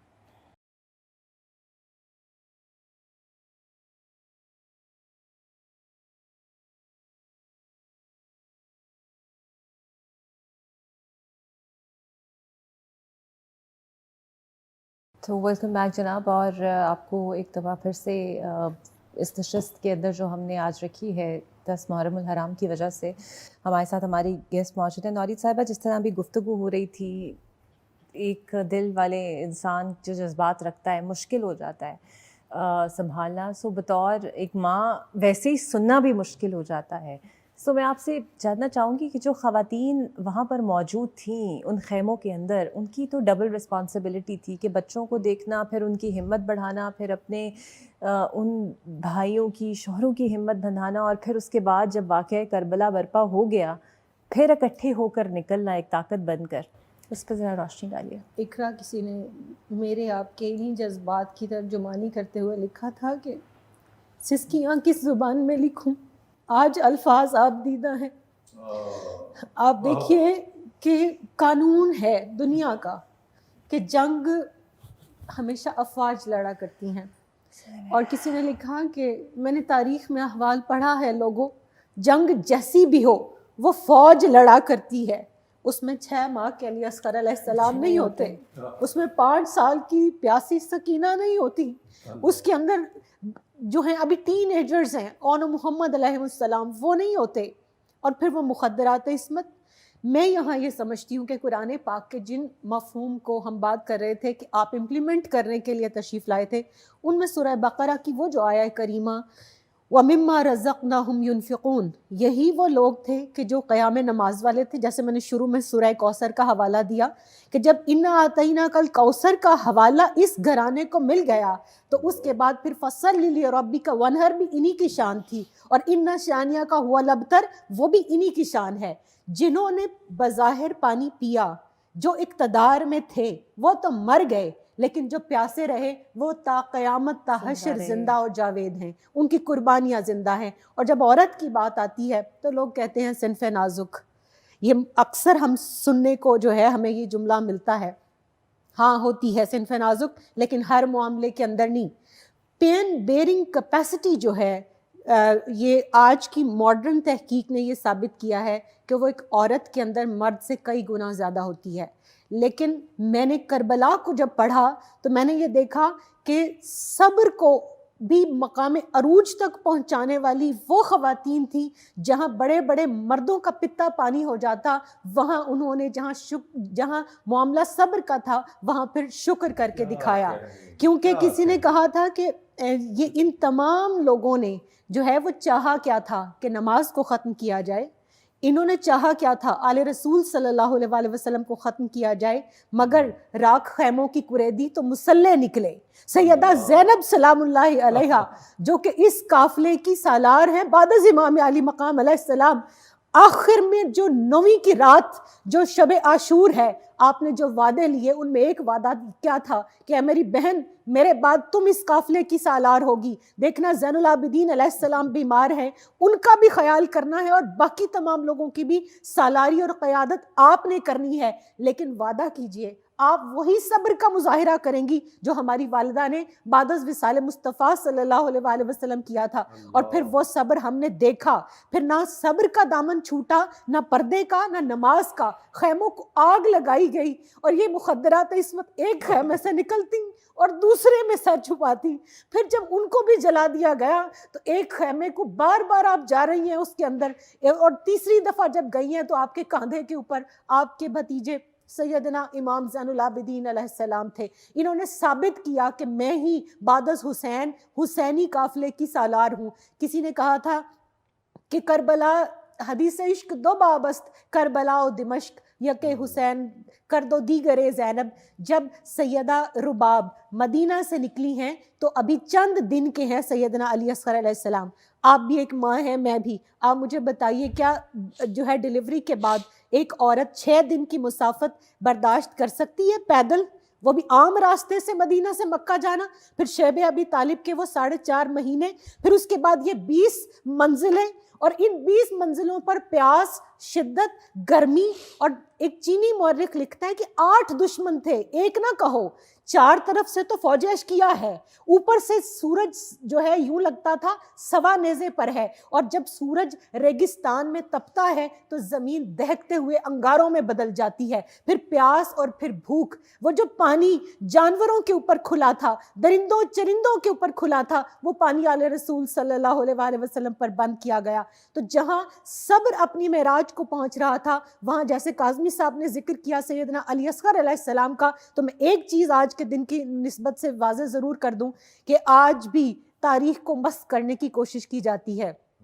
لوگ کہتے ہیں نا کہ کربلا کی جنگ ختم ہوئی، جنگ ختم نہیں ہوئی، نسل یزید آج بھی اختراعات نکالتی ہے، وہ منیمائز کرنے کی کوشش کرتے ہیں ان سختیوں کو، اور وہ یہ کہتے ہیں کہ یہ تو گرمی کا موسم ہی نہیں تھا، پھر جو پانی بند کیا گیا اس کا تو کوئی لاجک نہیں، اور ساتھ یہ بھی ثابت کرنے کی کوشش کرتے ہیں کہ امام علی مقام علیہ السلام نے پانی مانگا، پانی نہیں مانگا، اتمام حجت فرمایا، ظلم کو اپنی انتہا تک پہنچا کر، صبر کا مقام انتہا تک پہنچا کر زمانے کو بتا دیا کہ ظلم اپنی اس انتہا پر ہے کہ یہ معصوم بچہ جو بول نہیں سکتا، آج میں نے اس کو بھی قاسم جنت، اور میں قاسم جنت کیوں کہتی ہوں، میرے نبی علیہ السلام نے خود ارشاد فرمایا کہ یہ جنت کے نوجوانوں کے سردار ہیں، 6 آپ نے جنت کے مالکوں کو گنا کہ میں، علی، اور پھر سیدنا جعفر علیہ السلام، سیدنا امیر حمزہ رضی اللہ تعالیٰ عنہ اور حسن و حسین، یہ 6 جنت کے مالک ہیں۔ تو یہ مالک جنت ہیں، جنت تقسیم کرنے والے، بانٹنے والے، الاٹ کرنے والے ہیں۔ لے کر گئے کہ شاید میرے علی اکبر کی اٹھتی ہوئی لاش انہوں نے نہیں دیکھی کہ میرے بال کیسے سفید ہوئے، انہوں نے یہ نہیں دیکھا میں نے اون و محمد کی لاشوں کو کیسے اٹھایا، میں نے شبیہ مصطفیٰ قاسم کو کیسے اٹھایا، میں نے ان 72 کی قربانیاں کیسے دی۔ آج میں اتمام حجت کرنے جا رہا ہوں، اور جو پانی مانگا اس کے بعد جیسے بات کر رہے تھے، وہ تیر اونٹ کو نہر کرنے کے لیے استعمال کیا جاتا ہے۔ اس ماں کا حوصلہ دیکھیں جو کہتی ہے، حرملا بدبخت، تجھے اتنے کم سن مجاہد کے لیے اتنا بڑا تیر درکار تھا کہ جو اونٹ کو، سب سے بڑے اونچے جانور کو نہر کرنے کے لیے استعمال کیا جاتا ہے، پھر آپ نے وہ خون سیدنا علی اصغر علیہ السلام ہاتھ میں لیا۔ اور میں کہتی ہوں، وہ جو کسی نے لکھا تھا نا کہ آب و دانہ میرے حسین کا ہے، ہر زمانہ میرے حسین کا ہے، اور جو کھلانا میرے حسین کا ہے، اس کا جواز کیا ہے کہ جب آپ نے خون امام علی اصغر علیہ السلام کو ہاتھ میں لیا تو آپ نے جب آسمان پر ڈالنا چاہا، آسمان نے ہاتھ جوڑ دیے کہ اے امام وقت، اگر آپ نے یہ خون مجھ پر ڈال دیا، یہ قربانی، یہ شہادت، یہ مجاہد اتنا بڑا ہے کہ پھر میں قیامت تک پانی نہیں برسا سکوں گا۔ جب اس کو زمین پر انڈیلنا چاہا، زمین نے بھی عاجزی کا اظہار کیا، آپ نے اس کو اپنی داڑھی پر خضاب کیا اور روئے مدینہ دیکھا، اور پھر کہا نانا جان گواہ رہیے گا میں نے اپنی آخری قربانی بھی اللہ کی رضا کی خاطر پیش کر دی. وہ جو تسلیم و رضا کا وعدہ چلتے وقت روضہ رسول پر ہوا تھا آپ نے یہاں اس کا اتمام فرما دیا. تو یہ کہنا کہ پانی مانگا، پانی تو آپ اگر آپ چاہتے تو آپ تو جو ہے قسیم کوثر تھے، پانی چل کر آپ کے قدموں میں آتا. اور پھر رسول کریم صلی اللہ علیہ وآلہ وسلم کا یہ خانوادہ کہ جس کی مخدرات عصمت نے جلے ہوئے خیموں کے ٹکڑوں سے اپنے سروں کو ڈھانپا. آج کی عورت جو ہم بات کر رہے تھے، اس چادر کی، اس قربانی کی، اس تقدس کی کیا حیا بجا لاتی ہے، یہ آج سوچنے کا مقام ہے. یزید کا دربار، سیدہ زینب علیہ السلام کے خطبے، کوفہ کا بازار، سیدہ کے خطبے، ابن زیاد کا دربار، مدینہ منورہ، آج کربلا پہنچا ہی سیدہ زینب سلام اللہ علیہا کے توسط سے. تو وہ یزید کے دربار میں جو کھڑے ہو کر فرمایا کہ شومی قسمت کہ مجھ جیسی، اب پھر امام حسین علیہ السلام کا وہی جملہ کہ مجھ جیسی کو تجھ جیسے بدنہاد کے ساتھ مخاطب ہونا پڑ رہا. اور یہ کیا تیری تقسیم ہے کہ تیری عورتیں تو اندر حرم میں پردے میں بیٹھی ہیں، اور جب مخدرات عصمت جو نبی کے گھر کی عورتیں ہیں تو ان کو پابا رسن کر کے اور بے کجاوا اونٹوں کے اوپر بازاروں سے پھرا کر اعلان کرتا ہے کہ یہ باغی ہیں. ہم باغی نہیں، تو بہت جلد دیکھ لے گا اپنا انجام. اور تو چاہتا ہے کہ تو ہمارا ذکر لوگوں کے دلوں سے محو کر دے، ہماری محبت کو گھٹا دے، اور تو بدبخت بہت جلد اپنے انجام کو پہنچنے والا ہے، مگر تو ہماری محبت کو لوگوں کے دلوں سے ختم نہیں کر سکتا. ان خواتین نے اور خاص طور پر سیدہ زینب سلام اللہ علیہا نے اپنے خطبات کے ذریعے ان قربانیوں کو جس طرح زندہ رکھا. میں سمجھتی ہوں کربلا 61 ہجری 10 محرم کے بعد سے لے کے اب تک سیدہ زینب سلام اللہ علیہا کے خطبات پر کھڑا ہے، ان کی اس دلیری پر کھڑا ہے، ان کی اس شجاعت، اس صبر، اس حوصلے پر کھڑا ہے جو آج کی ایک مسلمان عورت کو اپنانا چاہیے. اور ہم مائیں ہیں، ہم کس طرح کی امت پروڈیوس کر رہی ہیں. علامہ اقبال نے فرمایا تھا کہ تنومند، توانا، تندرست مسلمان اور جری اور غیور مسلمان پیدا کرنا ایک ماں کی گود کی جو ہے وہ ذمہ داری ہے. بطول باش پنہا شو ازی اثر کہ در آغوش شبیرے بگیری. ہم جو بھاؤ سے ڈرانے والی، اندھیرے سے ڈرانے والی، کاکروچ سے ڈرانے والی، ہم کس طرح سے سیدنا اون محمد علیہ السلام کی تیاری کے وقت جو سیدہ زینب کا حوصلہ تھا، جس طرح سیدنا علی اکبر کی بات ہوئی، سیدہ لیلا کا حوصلہ تھا، سیدہ رباب کیسے سیدنا علی اصغر کو تیار کرتی ہیں. یہ وہ مائیں ہیں جن کا کردار آج ہمیں یاد کرنا ہے، جن کی قربانیوں کو آج ہمیں اپنانا اور سلام پیش کرنا ہے. بالکل جناب، اور یہ حوصلہ ہی ہے. اور وہ کسی نے بڑا خوب کہا ہے کہ سر حسین ملا ہے یزید کو لیکن شکست دی ہے پھر بھی جھکا ہوا نہ ملا. فہد کیا کہیں گے آپ؟ اقرا، ایک تو اس اسٹوڈیو کی ایک خاص فضا بن گئی ہے، اور میں ضرور یہ کہنا چاہوں گا کہ یہ جو غم ہے اصل میں اس کو اپنا سمجھیں. یہ پروفٹ صلی اللہ علیہ وآلہ وسلم کی فیملی ہے، اس کو بیگانہ نہ سمجھیں. اور بہت سے لوگ یہ سمجھ رہے ہوں گے کہ شاید یہ روایات خالی خولی ایسی پڑھ دی جاتی ہیں. یہ ہماری امت کے جو معتبر ترین سورسز ہیں، علامہ جریر طبری ان روایات کو لے کے آئے، البدایہ والنہایہ میں حافظ عماد الدین کثیر لائے، کامل فی التاریخ کے اندر ابن اسیر لے کے آئے، جلال الدین سیوطی اپنی کتابوں کے اندر لے کے آئے. تو یہ جتنی نریشنز ہیں، ہم اکثر یہ مغالطہ لوگوں کو لگتا ہے کہ شاید یہ کسی خاص گروہ کی طرف سے یہ روایات آ رہی ہیں. یہ روایات امت مسلمہ کے معتبر ترین ہسٹورک سورسز کے اندر موجود ہیں. مظالم کی یہ داستانیں معتبر ترین سورسز کے اندر ایگزسٹ کرتی ہیں. ان سورسز سے جب یہ روایات ہم پڑھتے ہیں، سنتے ہیں، تو ہمارا طرز عمل کیا ہونا چاہیے؟ کیا اس غم کو ہمیں اپنا غم نہیں سمجھنا چاہیے؟ دل کی کھڑکیوں کو کھولنا نہیں چاہیے؟ یہ سیدہ زینب سرکار دو عالم کی نواسی ہیں، امام حسین سرکار دو عالم کے نواسے ہیں. تو اس احساس کے ساتھ ضرور ایک ہیومن اینگل کے ساتھ، جہاں پہ کربلا کی فلسفی ہے جس پہ میں بھی تھوڑی سی گفتگو کرنے کی کوشش کروں گا، جہاں پہ فلسفی ہے، جہاں پہ ثقافت ہے، جہاں پہ کلچر ہے، جہاں پہ دین ہے، وہاں پر ایک احساس کا بھی نام ہے. اور اس احساس کو ہم جس معاشرے کے اندر رہتے ہیں اس کو ڈیمین اور منیمائز کرنے کی، ڈائلوٹ کرنے کی کوشش کی جا رہی ہے. مولا علی کے صاحبزادے جن پہ حضور پاک صلی اللہ علیہ وسلم نے اپنی محبت کا اظہار بارہا کیا ہے. بے شک بے شک. تو ایسی میرے جب یہ آپا بہت ہی خوبصورت گفتگو کر رہی تھی، اللہ ان کو سلامت رکھے، کاظمی شاہ صاحب کو، پروفیسر صاحب کو، تو مجھے افتخار عارف صاحب کے نا وہ اشعار یاد آ رہے تھے. شرف کے شہر میں ہر بام و در حسین کا ہے، شرف کے شہر میں ہر بام و در حسین کا ہے، زمانے بھر کے گھرانوں میں گھر حسین کا ہے، فرات وقت رواں دیکھ سوئے مقتل دیکھ. یہ جو زمانے کے پلس مائنس ہیں ذرا دیکھو مقتل کی طرف. فرات وقت رواں دیکھ سوئے مقتل دیکھ، جو سر بلند ہے اب بھی وہ سر حسین کا ہے. جو سر بلند ہے اب بھی وہ سر حسین کا ہے.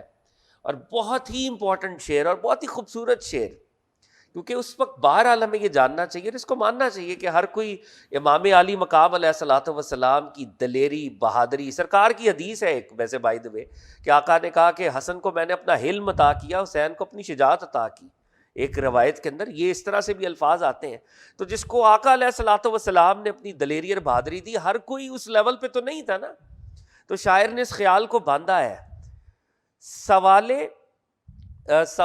بیت شمشیر پہ جواز بہت سی ایکسکیوزز ہو سکتی ہیں کہ بھئی اب تلوار آ گئی ہے تب کیا کریں. سوال بیت شمشیر پہ جواز بہت، مگر جواب وہی معتبر حسین کا ہے. جب تلوار سے کوئی بیعت کرے گا تو جواب کس کا معتبر ہے، اعتبار کس کا کرنا ہے؟ حسین ابن علی کا کرنا ہے. اگر امام علی مقام امام حسین علیہ الصلوۃ والسلام انکار نہ کرتے، یہ دنیا کے اندر یہ کھڑے نہ ہوتے، سٹینڈ نہ ہوتے، تو دنیا بھر کی تاریخ میں اٹھا لیں حسین استارہ بن گیا ہے باطل کو چیلنج کرنے کا. وہ نیلسن منڈیلا، وہ ساؤتھ افریقہ کی جیل کے اندر 29 سال جس نے جیل کاٹی ہے، اور اس نے اپنی بایوگرافی کے اندر، یہ آٹو بایوگرافی کے اندر لکھا ہے کہ ایک وقت آیا میں نے سوچا میں کمپرومائز کر لوں، یہ جو اپاتھیڈ ہے، یہ میں وائٹ، یہ جو ریس ہے ان کے ساتھ میں سمجھوتا کر لوں. اور پھر مجھے یاد آیا حسین آف مسلمز، کہ حسین آف مسلمز کے سامنے بھی یہی اسی طرح کے کراس روڈز کے اوپر تھا، اس نے کمپرومائز نہیں کیا تھا. حسین ابن علی نے مجھے یہ جینے کا ہنر سکھایا اور 29 سال میں جیل میں رہا. تو سوال بیت شمشیر پر جواز بہت، مگر جواب وہی معتبر حسین کا ہے. اور یہ جس کے لیے آج کی یہ محفل ہم نے سجائی ہے، مطلب یہ بڑی عام بات ہے. اصل میں تو دیکھیں امام علی مقام کا ذکر عرفہ بلند، ہم کون، ہماری مجال کیا، لیکن ہم کیا چاہ رہے ہیں، کسی فہرست میں کہیں اگر کوئی رپورٹ کارڈ آگے پیش ہو جائے، حضور شافع محشر علی کہیں کہ یہ شخص، حضور شافع محشر علی کہیں کہ یہ شخص گناہ گار بہت ہے مگر حسین کا ہے. We are no ones. لیکن ہم اس ریمیمبرنس کے لیے آئے ہیں. اور آج اقرا 10 محرم الحرام کو امام علی مقام نے خطبہ دیا ہے، اس خطبے کو ضرور میں آپ کے سامنے رکھنا چاہوں گا. امام علیہ الصلوۃ والسلام نے جو حجت کو تمام کیا ہے اور 4 لیولز پہ گفتگو کی ہے. سب سے پہلے رب العزت کی حمد بیان کی ہے. علامہ جریر طبری بیان کرتے ہیں، البدایہ والنہایہ میں ہے، تاریخ کے دیگر سورسز کے اندر ہے.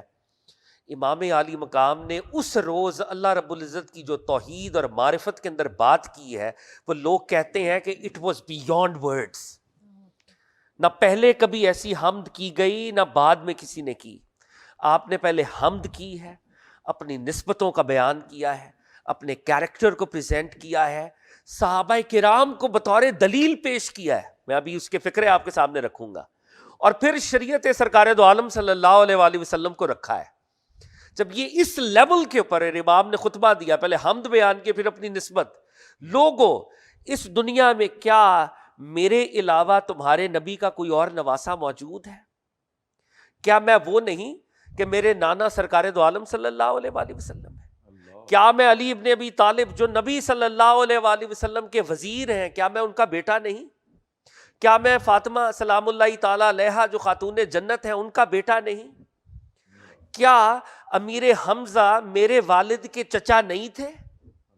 کیا جعفر طیار 2 پروں والے جو جنت میں اڑتے ہیں، کیا وہ میرے چچا نہیں ہیں؟ کیا سرکار دو عالم نے میرے اور میرے بھائی کے بارے میں یہ نہیں بتایا تھا کہ یہ دونوں سیدہ شباب اہل جنہ ہیں، جوانان جنت کے سردار ہیں؟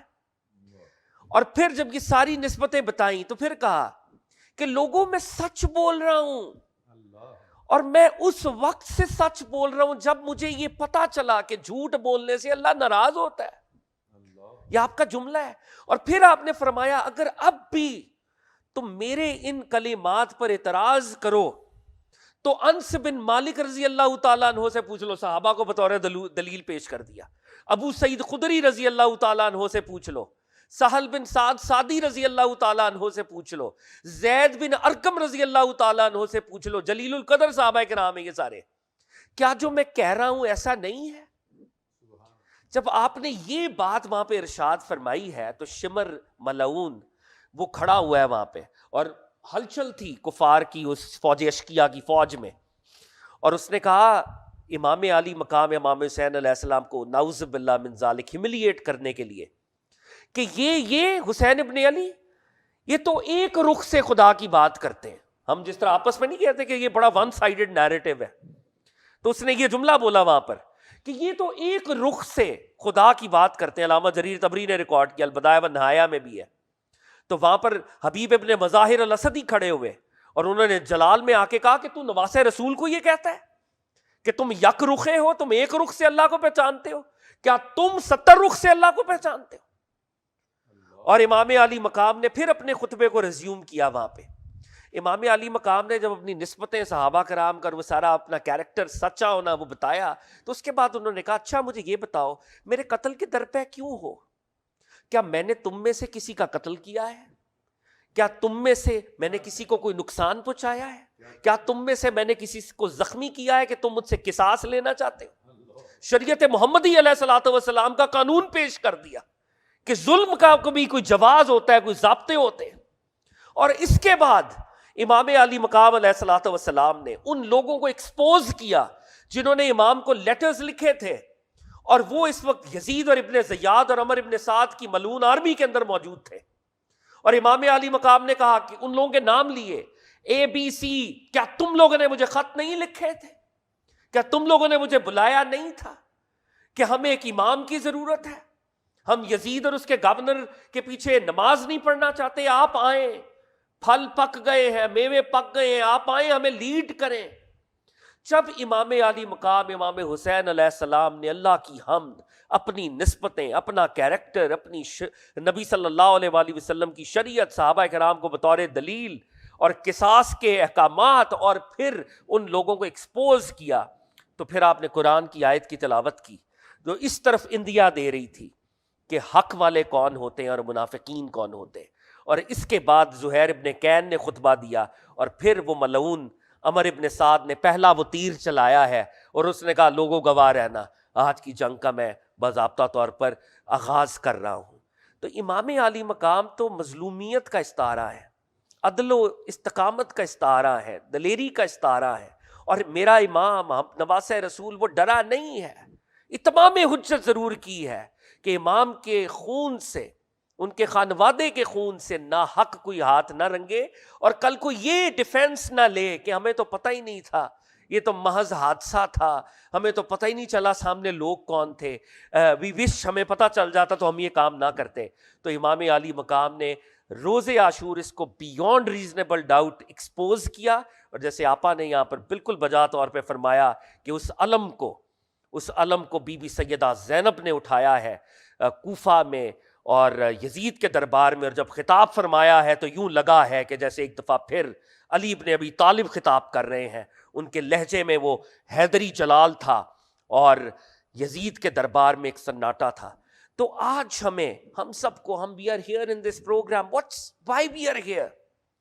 We have to understand the message of Imam Hussain also. جب ہم رو رہے ہیں یہ بھی ایک فطری بات ہے، ہم غم کر رہے ہیں، but we also want to follow Imam's message. اور وہ میسج کیا ہے کہ نبی صلی اللہ علیہ وآلہ وسلم کا دین امپلیمنٹ ہوگا، اور ملوکیت کو ہم ہر حال میں، یزیدیت کو ہر حال میں، ہر فارم میں ہم چیلنج کریں گے، اور چیلنج کرنے کے لیے ہمیں تیاری کرنی ہوگی. بالکل صحیح، بالکل صحیح. کوشش ہم کر سکتے ہیں لیکن اس لیول تک تو نہیں پہنچ سکتے، لیکن ایٹ لیسٹ کوشش تو کریں ایز اے نیشن. ایک بریک لیتے ہیں، بریک کے بعد آپ سے ملتے ہیں.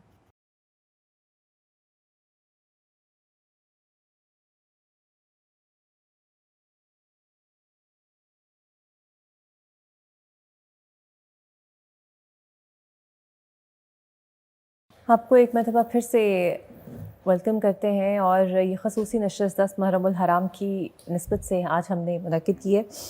ناصر صاحب، اگر آج کے دور کے الفاظوں کو ذرا چنا جائے نا تو اگر ہم یہ دیکھیں کہ حکومت کے لیے، طاقت کے لیے ایک ووٹ آف کانفیڈنس چاہیے ہوتا ہے، سو ایکچولی یزید کو وہی ووٹ آف کانفیڈنس چاہیے تھا جو کہ اس کو نہیں ملا، اور ظاہری طور پر اس کو یہ لگا کہ اس کی فتح ہو گئی ہے، لیکن کیا ہی بدقسمتی ہے کہ آج بھی اگر کسی فرعونیت کی مثال دینی ہو تو اس کو یزید کہا جاتا ہے، اور صبر کی مثال دینی ہو تو امام حسین علیہ السلام کا ذکر کیا جاتا ہے۔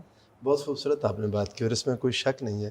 دراصل اس ظالم نے وہاں پر ظلم کی انتہا، جتنی انتہائیں تھیں ساری ختم کر دی۔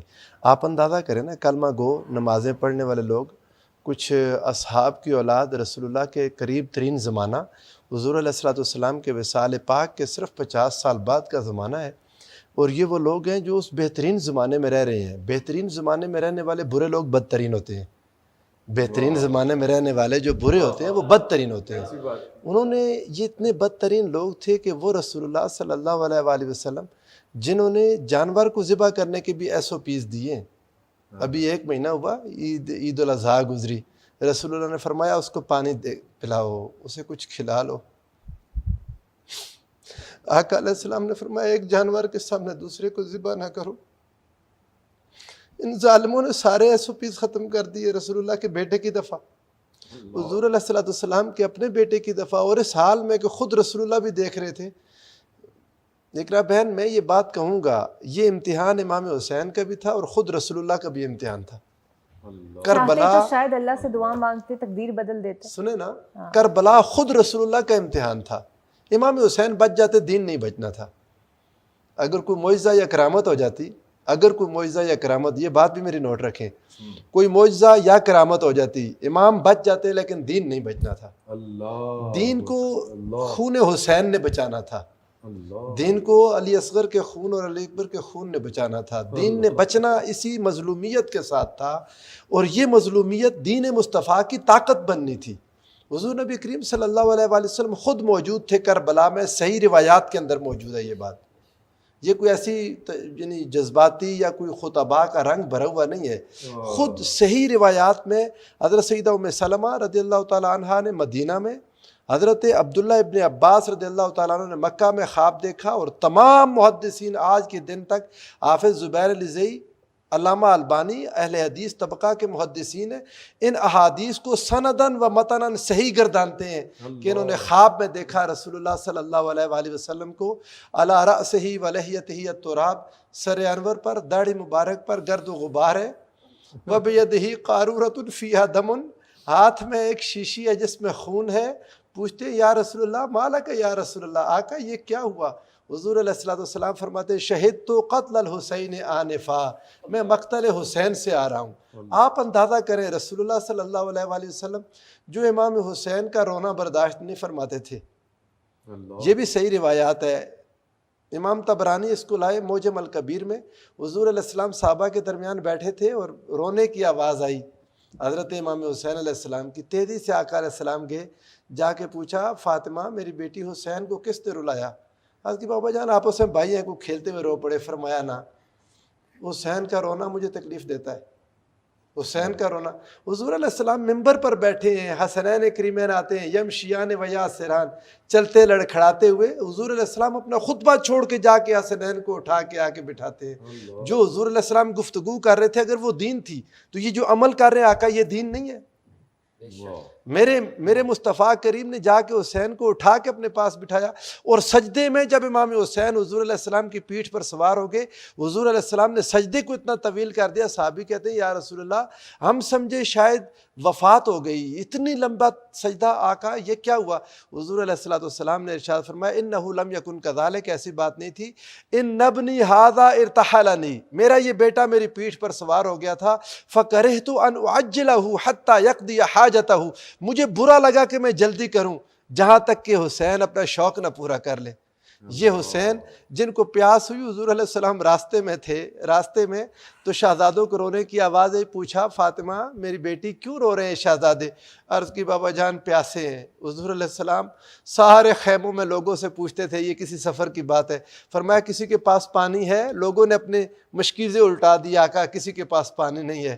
آقا علیہ السلام اس دن اتنے اتنے بے چین تھے صحابہ، کہتے ہیں ہم نے حضور علیہ السلام کو اتنا بے چین کبھی نہیں دیکھا۔ بالآخر حسنین کو اپنے سینے سے لگایا، دونوں کو اپنی زبان چوسوائی، وہ خاموش ہوئے تو رسول اللہ کی بے چینی گئی۔ اب اتنی محبت فرمانے والے یہ رسول اللہ اپنے بیٹوں کو خود کربلا میں گرتا دیکھ رہے ہیں، رسول اللہ حسین کے ہاتھوں میں ان کا بیٹا علی اصغر بھی دیکھ رہے ہیں، علی اصغر کی لاش اٹھائی حسین نے، رسول اللہ خود دیکھ رہے ہیں، آقا دو جہاں صلی اللہ علیہ وآلہ وسلم ان کو اپنے بھائی عباس کی لاش سے لپٹ کر روتا بھی دیکھ رہے ہیں۔ یہ میرے مصطفیٰ کریم علیہ السلام کا امتحان تھا، اور یقیناً رسول اللہ صلی اللہ علیہ وآلہ وسلم کا صبر اللہ نے زندگی بھر بھی اس پر آزمائش آئی، اور کربلا بھی رسول اللہ کی آزمائشوں میں سے ایک اتنی آزمائش تھی۔ آقا دو جہاں صلی اللہ علیہ وآلہ وسلم دیکھ رہے تھے، باقی ہر شہید کی شہادت پر فرشتے حاضر ہوتے ہیں، مشہود بالملائکہ ہوتی ہے، فقط حسین ہے جن کی شہادت مشہود بن نبی تھی صلی اللہ علیہ وآلہ وسلم۔ اور جب ساری شہادتیں ہو گئیں، یہاں سے نکلے، راستے میں کوئی دمشق کے بازار میں کسی نے آ کے ان کو کھجوریں دے دیں، لوگوں نے سمجھا قیدی ہیں، کسی کو کم ہی پتہ تھا اہل بیت اطہار کے افراد ہیں کون ہے۔ کسی نے صدقہ خیرات جیسے وَيُطْعِمُونَ الطَّعَامَ عَلَىٰ حُبِّهِ مِسْكِينًا وَيَتِيمًا وَأَسِيرًا، ان کا قیدی ہیں، کھانا دے دیں، کسی نے کھجوریں لا کے دیں۔ سیدہ سکینہ بچی ہیں، چھوٹی سی بھوک لگی تھی، کھجور اٹھا کے اپنے منہ میں ڈال لی۔ سیدہ زینب نے دیکھا، تڑپ اٹھی اور جا کے ان کے منہ سے نکالا، فرمایا بیٹی ہم لوگوں کا صدقہ نہیں کھاتے، ہم اہل بیت مصطفیٰ پر صدقہ حرام ہے میرے بیٹے، ہم یہ نہیں کھائیں گے۔ اور جب ادھر شام بازار میں ان کو ایک جگہ پر انہوں نے کناتے لگا کے بٹھا دیا، اور شور مچا ہوا تھا، ہر طرف قیدی آگے قیدی آگے قیدی آگے، روزانہ کا معمول تھا وہاں پر، روزانہ کا معمول تھا۔ ظاہر ہے یہ قیدی آتے تھے، وہ کیپٹل تھا، لوگ وہاں پر بیٹھتے تھے، یزید کا دربار تھا۔ جب وہاں پر پہنچے، کسی نے آ کے سرانے، تکیے، چادریں دے دی، چادریں لا کر دیں۔ حضرت سیدہ زینب کہنے لگی سرانے لانے والے کو، یہ کون ہے جو ہمارے ساتھ اتنی نیکی کر رہا ہے؟ تو کسی نے کہا ایک بوڑھی عورت ہے، محلے میں رہتی ہیں، جب کبھی کوئی قیدی آتی ہیں تو وہ ان کا خیال رکھتی ہیں، فرمایا مجھے اس سے ملاقات کروا دو۔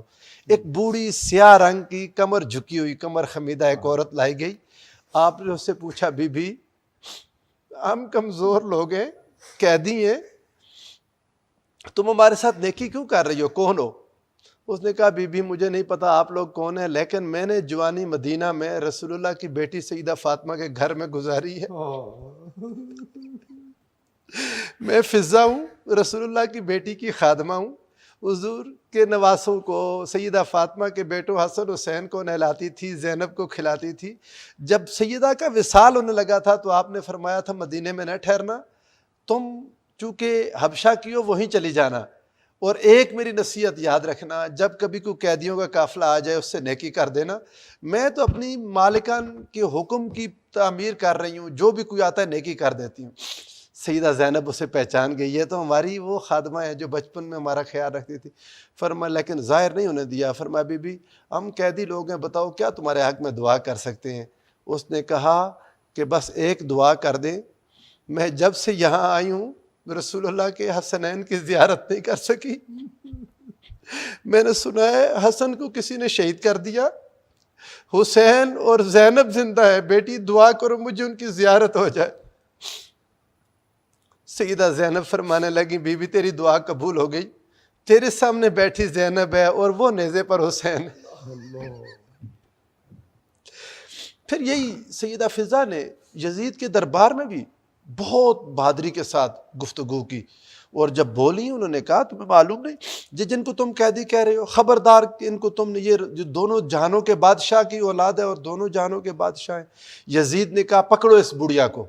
جب پکڑنے کے لیے نکلے تو کئی حبشی فوجی وہ تلواریں لے کے آگے انہوں نے کہا خبردار یہ فضہ ہمارے خاندان کی قبیلے کی ہے، کسی نے اس کو ہاتھ لگایا۔ یزید نے دیکھا حالات خراب ہو جائیں گے، اس نے کہا پیچھے ہٹ جاؤ پیچھے ہٹ جاؤ۔ جب بیٹھ گئے سیدہ زینب آپ کی چیخ نکل گئی، مدینے کی طرف رخ کیا، یا رسول اللہ آج حبشہ کی بیٹی فضہ کے لیے تلواریں اٹھ گئی، آپ کی بیٹی کے لیے کوئی تلوار نہیں اٹھ رہی۔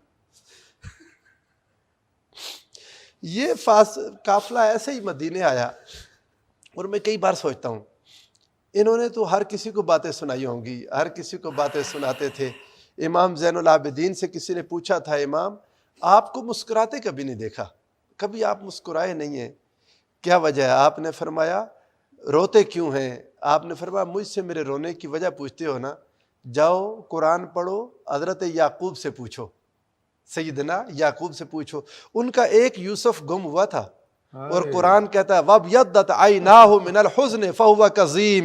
رو رو کے حضرت یعقوب علیہ السلام نے اپنی آنکھیں سفید کر لی تھیں. ایک یوسف گم ہوا تو یعقوب اتنا روئے. میں تو مصطفیٰ کے سارے یوسف گم کر رہا ہوں. لیکن کردار کیا ہے؟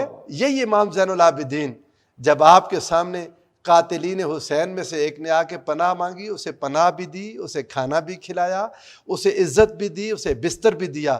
جاتے ہوئے کہنے لگا امام لگتا ہے آپ نے مجھے پہچانا نہیں. آپ نے فرمایا اپنے باپ کے قاتل کو کیسے بھول سکتا ہوں؟ اس نے کہا امام آپ نے مجھے پہچان لیا؟ فرمایا ہاں میں نے وہاں دیکھا تھا تم نے جو جو ظلم کیے تھے. پھر کہنے لگا اگر آپ نے پہچان لیا تو پھر یہ ساری عزت افزائی. فرمایا وہ کل ہم تمہارے در پر تھے، آج تم ہمارے در پر ہو. اللہ، وہ تمہارا کردار تھا، یہ ہمارا کردار ہے. وہ جو تم نے کیا تھا وہ تمہارے ساتھ تھا. آج ہم وہ کردار جو نبوی کردار جو رسول اللہ نے ہمیں سکھایا ہم اس کا اظہار کر رہے ہیں. تو آج کے دور میں بھی ضرورت اسی چیز کی ہے، اہل بیت اطہار کی محبت کو اپنے سینوں میں زندہ کیا جائے. اور بہت سارے لوگوں کو میں نے یہ بھی سنا کہتے ہیں جی کہ یہ بات غلط ہے کہ چادر اتر گئی ہوگی فلاں. میں ویسے میرا تھوڑا سا گلہ بھی ہے، محدثین ان چیزوں کو نہیں لا سکے، حالات عجیب تھے. گلہ تو میں لفظ نہیں بول سکتا، نہ شکوہ، حالات ہی ایسے تھے نہیں لا سکے. ورنہ جن ظالموں نے حسین کا سر کاٹ کے نیزے پہ اٹھا لیا ان کے لیے کسی کی چادر اتارنا کوئی معنی نہیں رکھتا. یہ باتیں کہ جی ان کا چادر اتار دی گئی، یہ کیسے ممکن ہے؟ او بھائی ایسے ممکن ہے جیسے چھوٹے سے علی اصغر کو شہید کر دیا. ایسے ممکن ہے جیسے امام حسین کے جسم اقدس پر گھوڑے دوڑا دیے. ثقافت یہاں سے آئے ہیں. وہ صحابی رو پڑے یزید کے دربار میں. انہوں نے کہا او ظالم، جہاں تم چھڑی لگا رہے ہو ان ہونٹوں کو تو میں نے دیکھا رسول اللہ بوسہ دیا کرتے تھے. انہوں نے کسی ایک نسبت کی حیا نہیں کی، کسی ایک نسبت کی حیا نہیں کی. اس لیے دکھ آتا ہے آج کے دن امام حسین کی طرف دیکھیں تو سر فخر سے بلند ہو جاتا ہے، اور جب کلمہ گو مسلمانوں کے ظلم کی طرف دیکھیں تو سر جھک جاتا ہے. ایک عیسائی ادھر موقع پر موجود تھا، اس نے کہا ظالموں ہمارے زکریا علیہ السلام کی اولاد میں سے پتہ نہیں کتنی نسل کے بچے ہم ان کی عزت کرتے ہیں، تم نے اپنے نبی کا سگا بیٹا مار دیا. اللہ، یہ اس لیے آج کے دن میں جتنے مسلمان ہمیں سن رہے ہیں میں سب سے یہی گزارش کروں گا کہ امام حسین کو اپنا جانیں اور حسینی کردار پیدا کریں. اور جس عظیم مشن کی خاطر، جس خلافت راشدہ کو بچانے کے لیے حسین کھڑے ہوئے تھے، اس بادشاہت کی نحوست کو امت مسلمہ سے ہٹا کر دوبارہ سے پھر وہی برکتیں اور وہ شورائیت اور مسلمانوں میں مشورہ کے ساتھ بننے والی اس حکومت کی طرف سفر کریں جس کی خاطر امام حسین نے اتنی بڑی قربانی دی. بالکل صحیح، بالکل صحیح. مقدس قاضمی صاحب، یہ تو جس صفحے کو آپ پلٹیں گے یا پیچھے کریں گے ہر ایک میں آنسو بھی ہیں، غم بھی ہے، ناقابل بیانات واقعات بھی ہیں. سر میرے پاس تو سوال ہی نہیں ہے، کیا کہیں گے آپ؟ میں تو اپنے آپ کی وساطت سے اقرا میں اپنے ناظرین کو کہوں گا اس پروگرام کو رپیٹ کر کر کے دیکھیں. جو جناب خدا تو آپ کی جو ہے وہ پروفیسر ناصر صاحب نصرت فرمائے، جناب زنجانی صاحب آپ کو سلامت، آپا کو خدا سلامت رکھے. جس خوبصورت نقطوں کی طرف انہوں نے اشارہ کیا اور جو انہوں نے معاملات کو اٹھایا ہے، اگر اس پہ صرف تھوڑا سا غور کر لیا جائے، تعصب سے ہٹ کے سن لیا جائے، تو میں کہتا ہوں تمام بہت سارے سوالوں کے جواب انہوں نے یہاں پر دے دیے. اور آپ دیکھیں کہ بغیر کسی مسلک کی قید میں رہتے ہوئے بالکل حق اور سچ اور کی بات کی، اور کسی بھی ایسی تاریخ کا حوالہ نہیں دیا کہ جو قابل گرفت ہو کسی کے لیے بھی. انہوں نے اپنے مزاج کے مطابق اور اپنے اس دائرے میں رہتے ہوئے انہوں نے اپنے بیوی اپنا محترمہ نے اپنی اب اقرا صرف اور صرف بات وہیں پہ آ جاتی ہے. حسین علیہ السلام کی قربانی یہ کم از کم جتنے بیٹھے ہیں ہم سب کے لیے بہت باکمال ہے. اب وہ قربانی جس کام کے لیے تھی اب ہمیں وہ سوچنا ہے، وہ تھا کیا؟ امر بالمعروف نہی عن المنکر.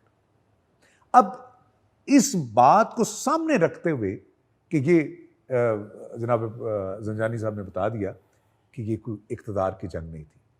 سوال کا جواب بہترین مل گیا.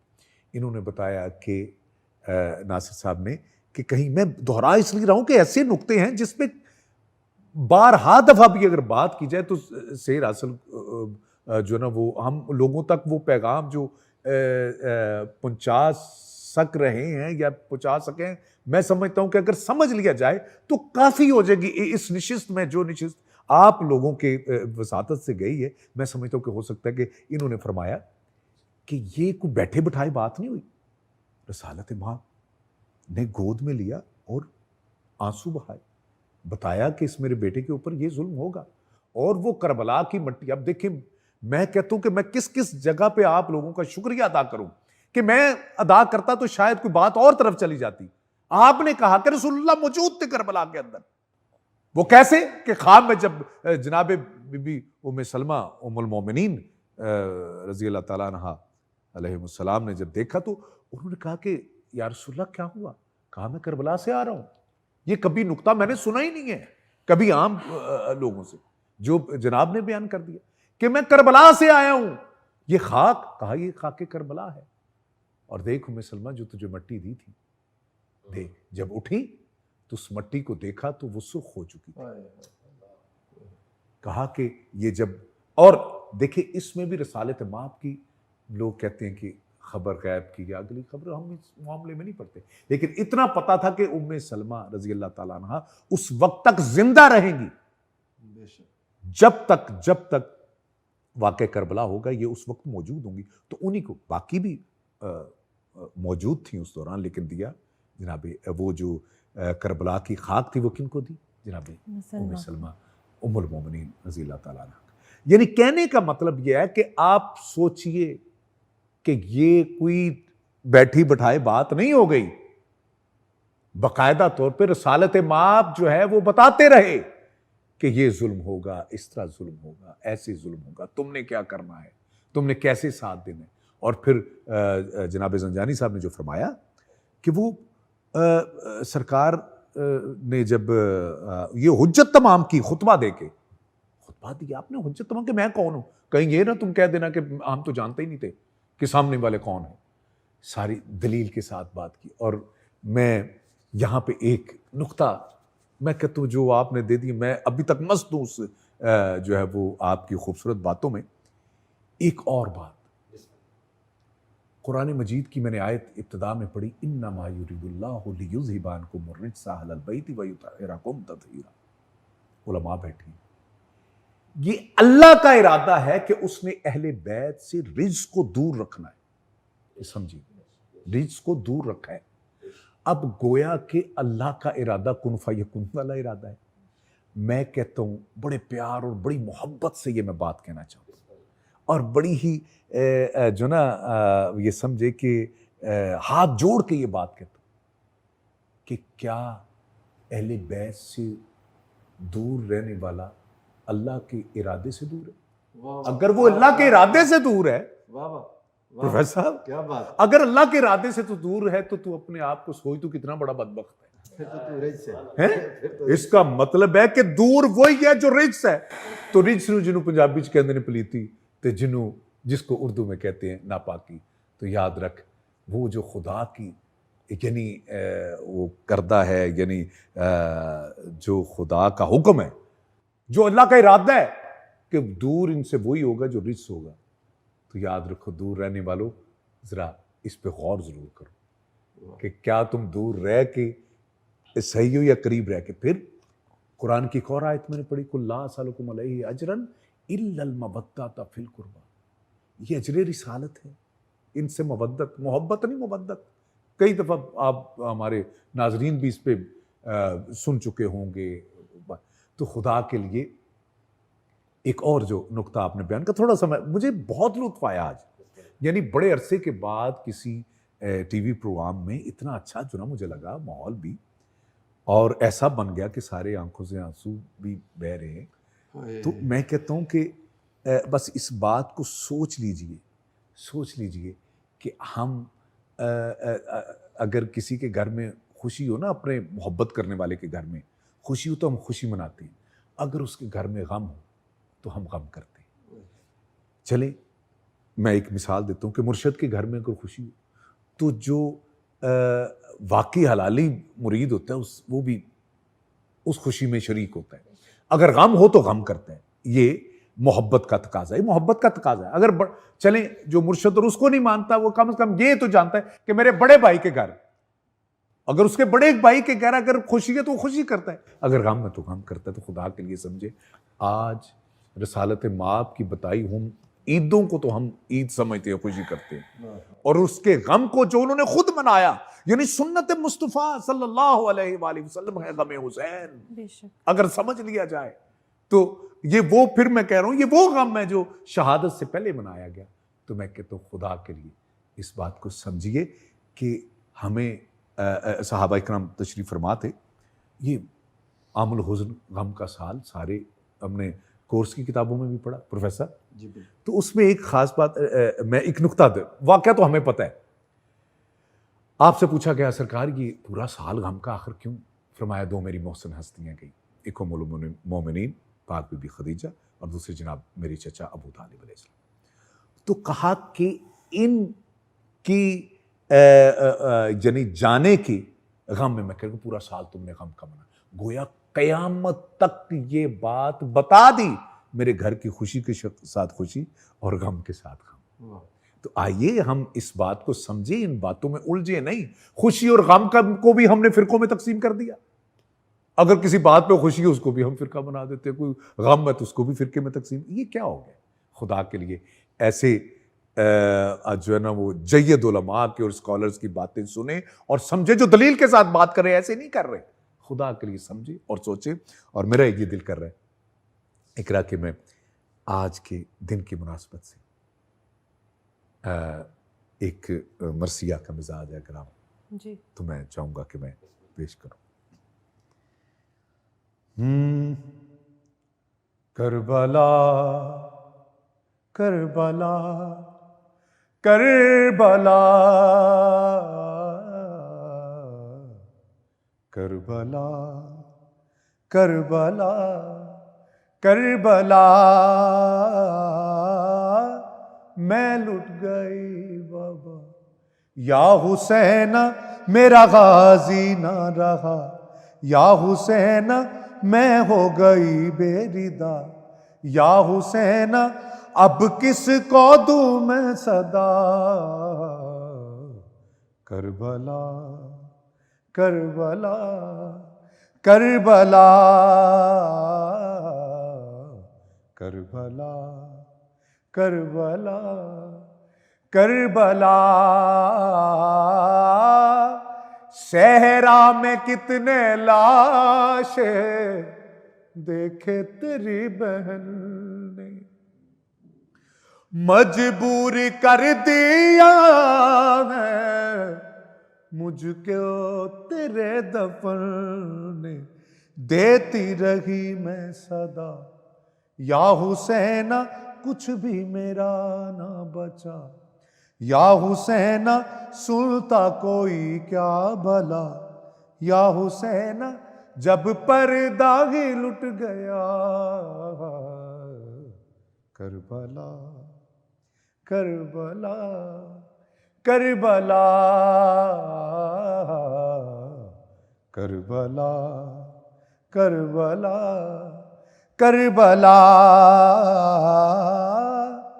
زخمی جو لاش آئی لیلا کے گل بدن کی, اور ٹکڑے ٹکڑے دیکھی تصویر بھی حسن کی.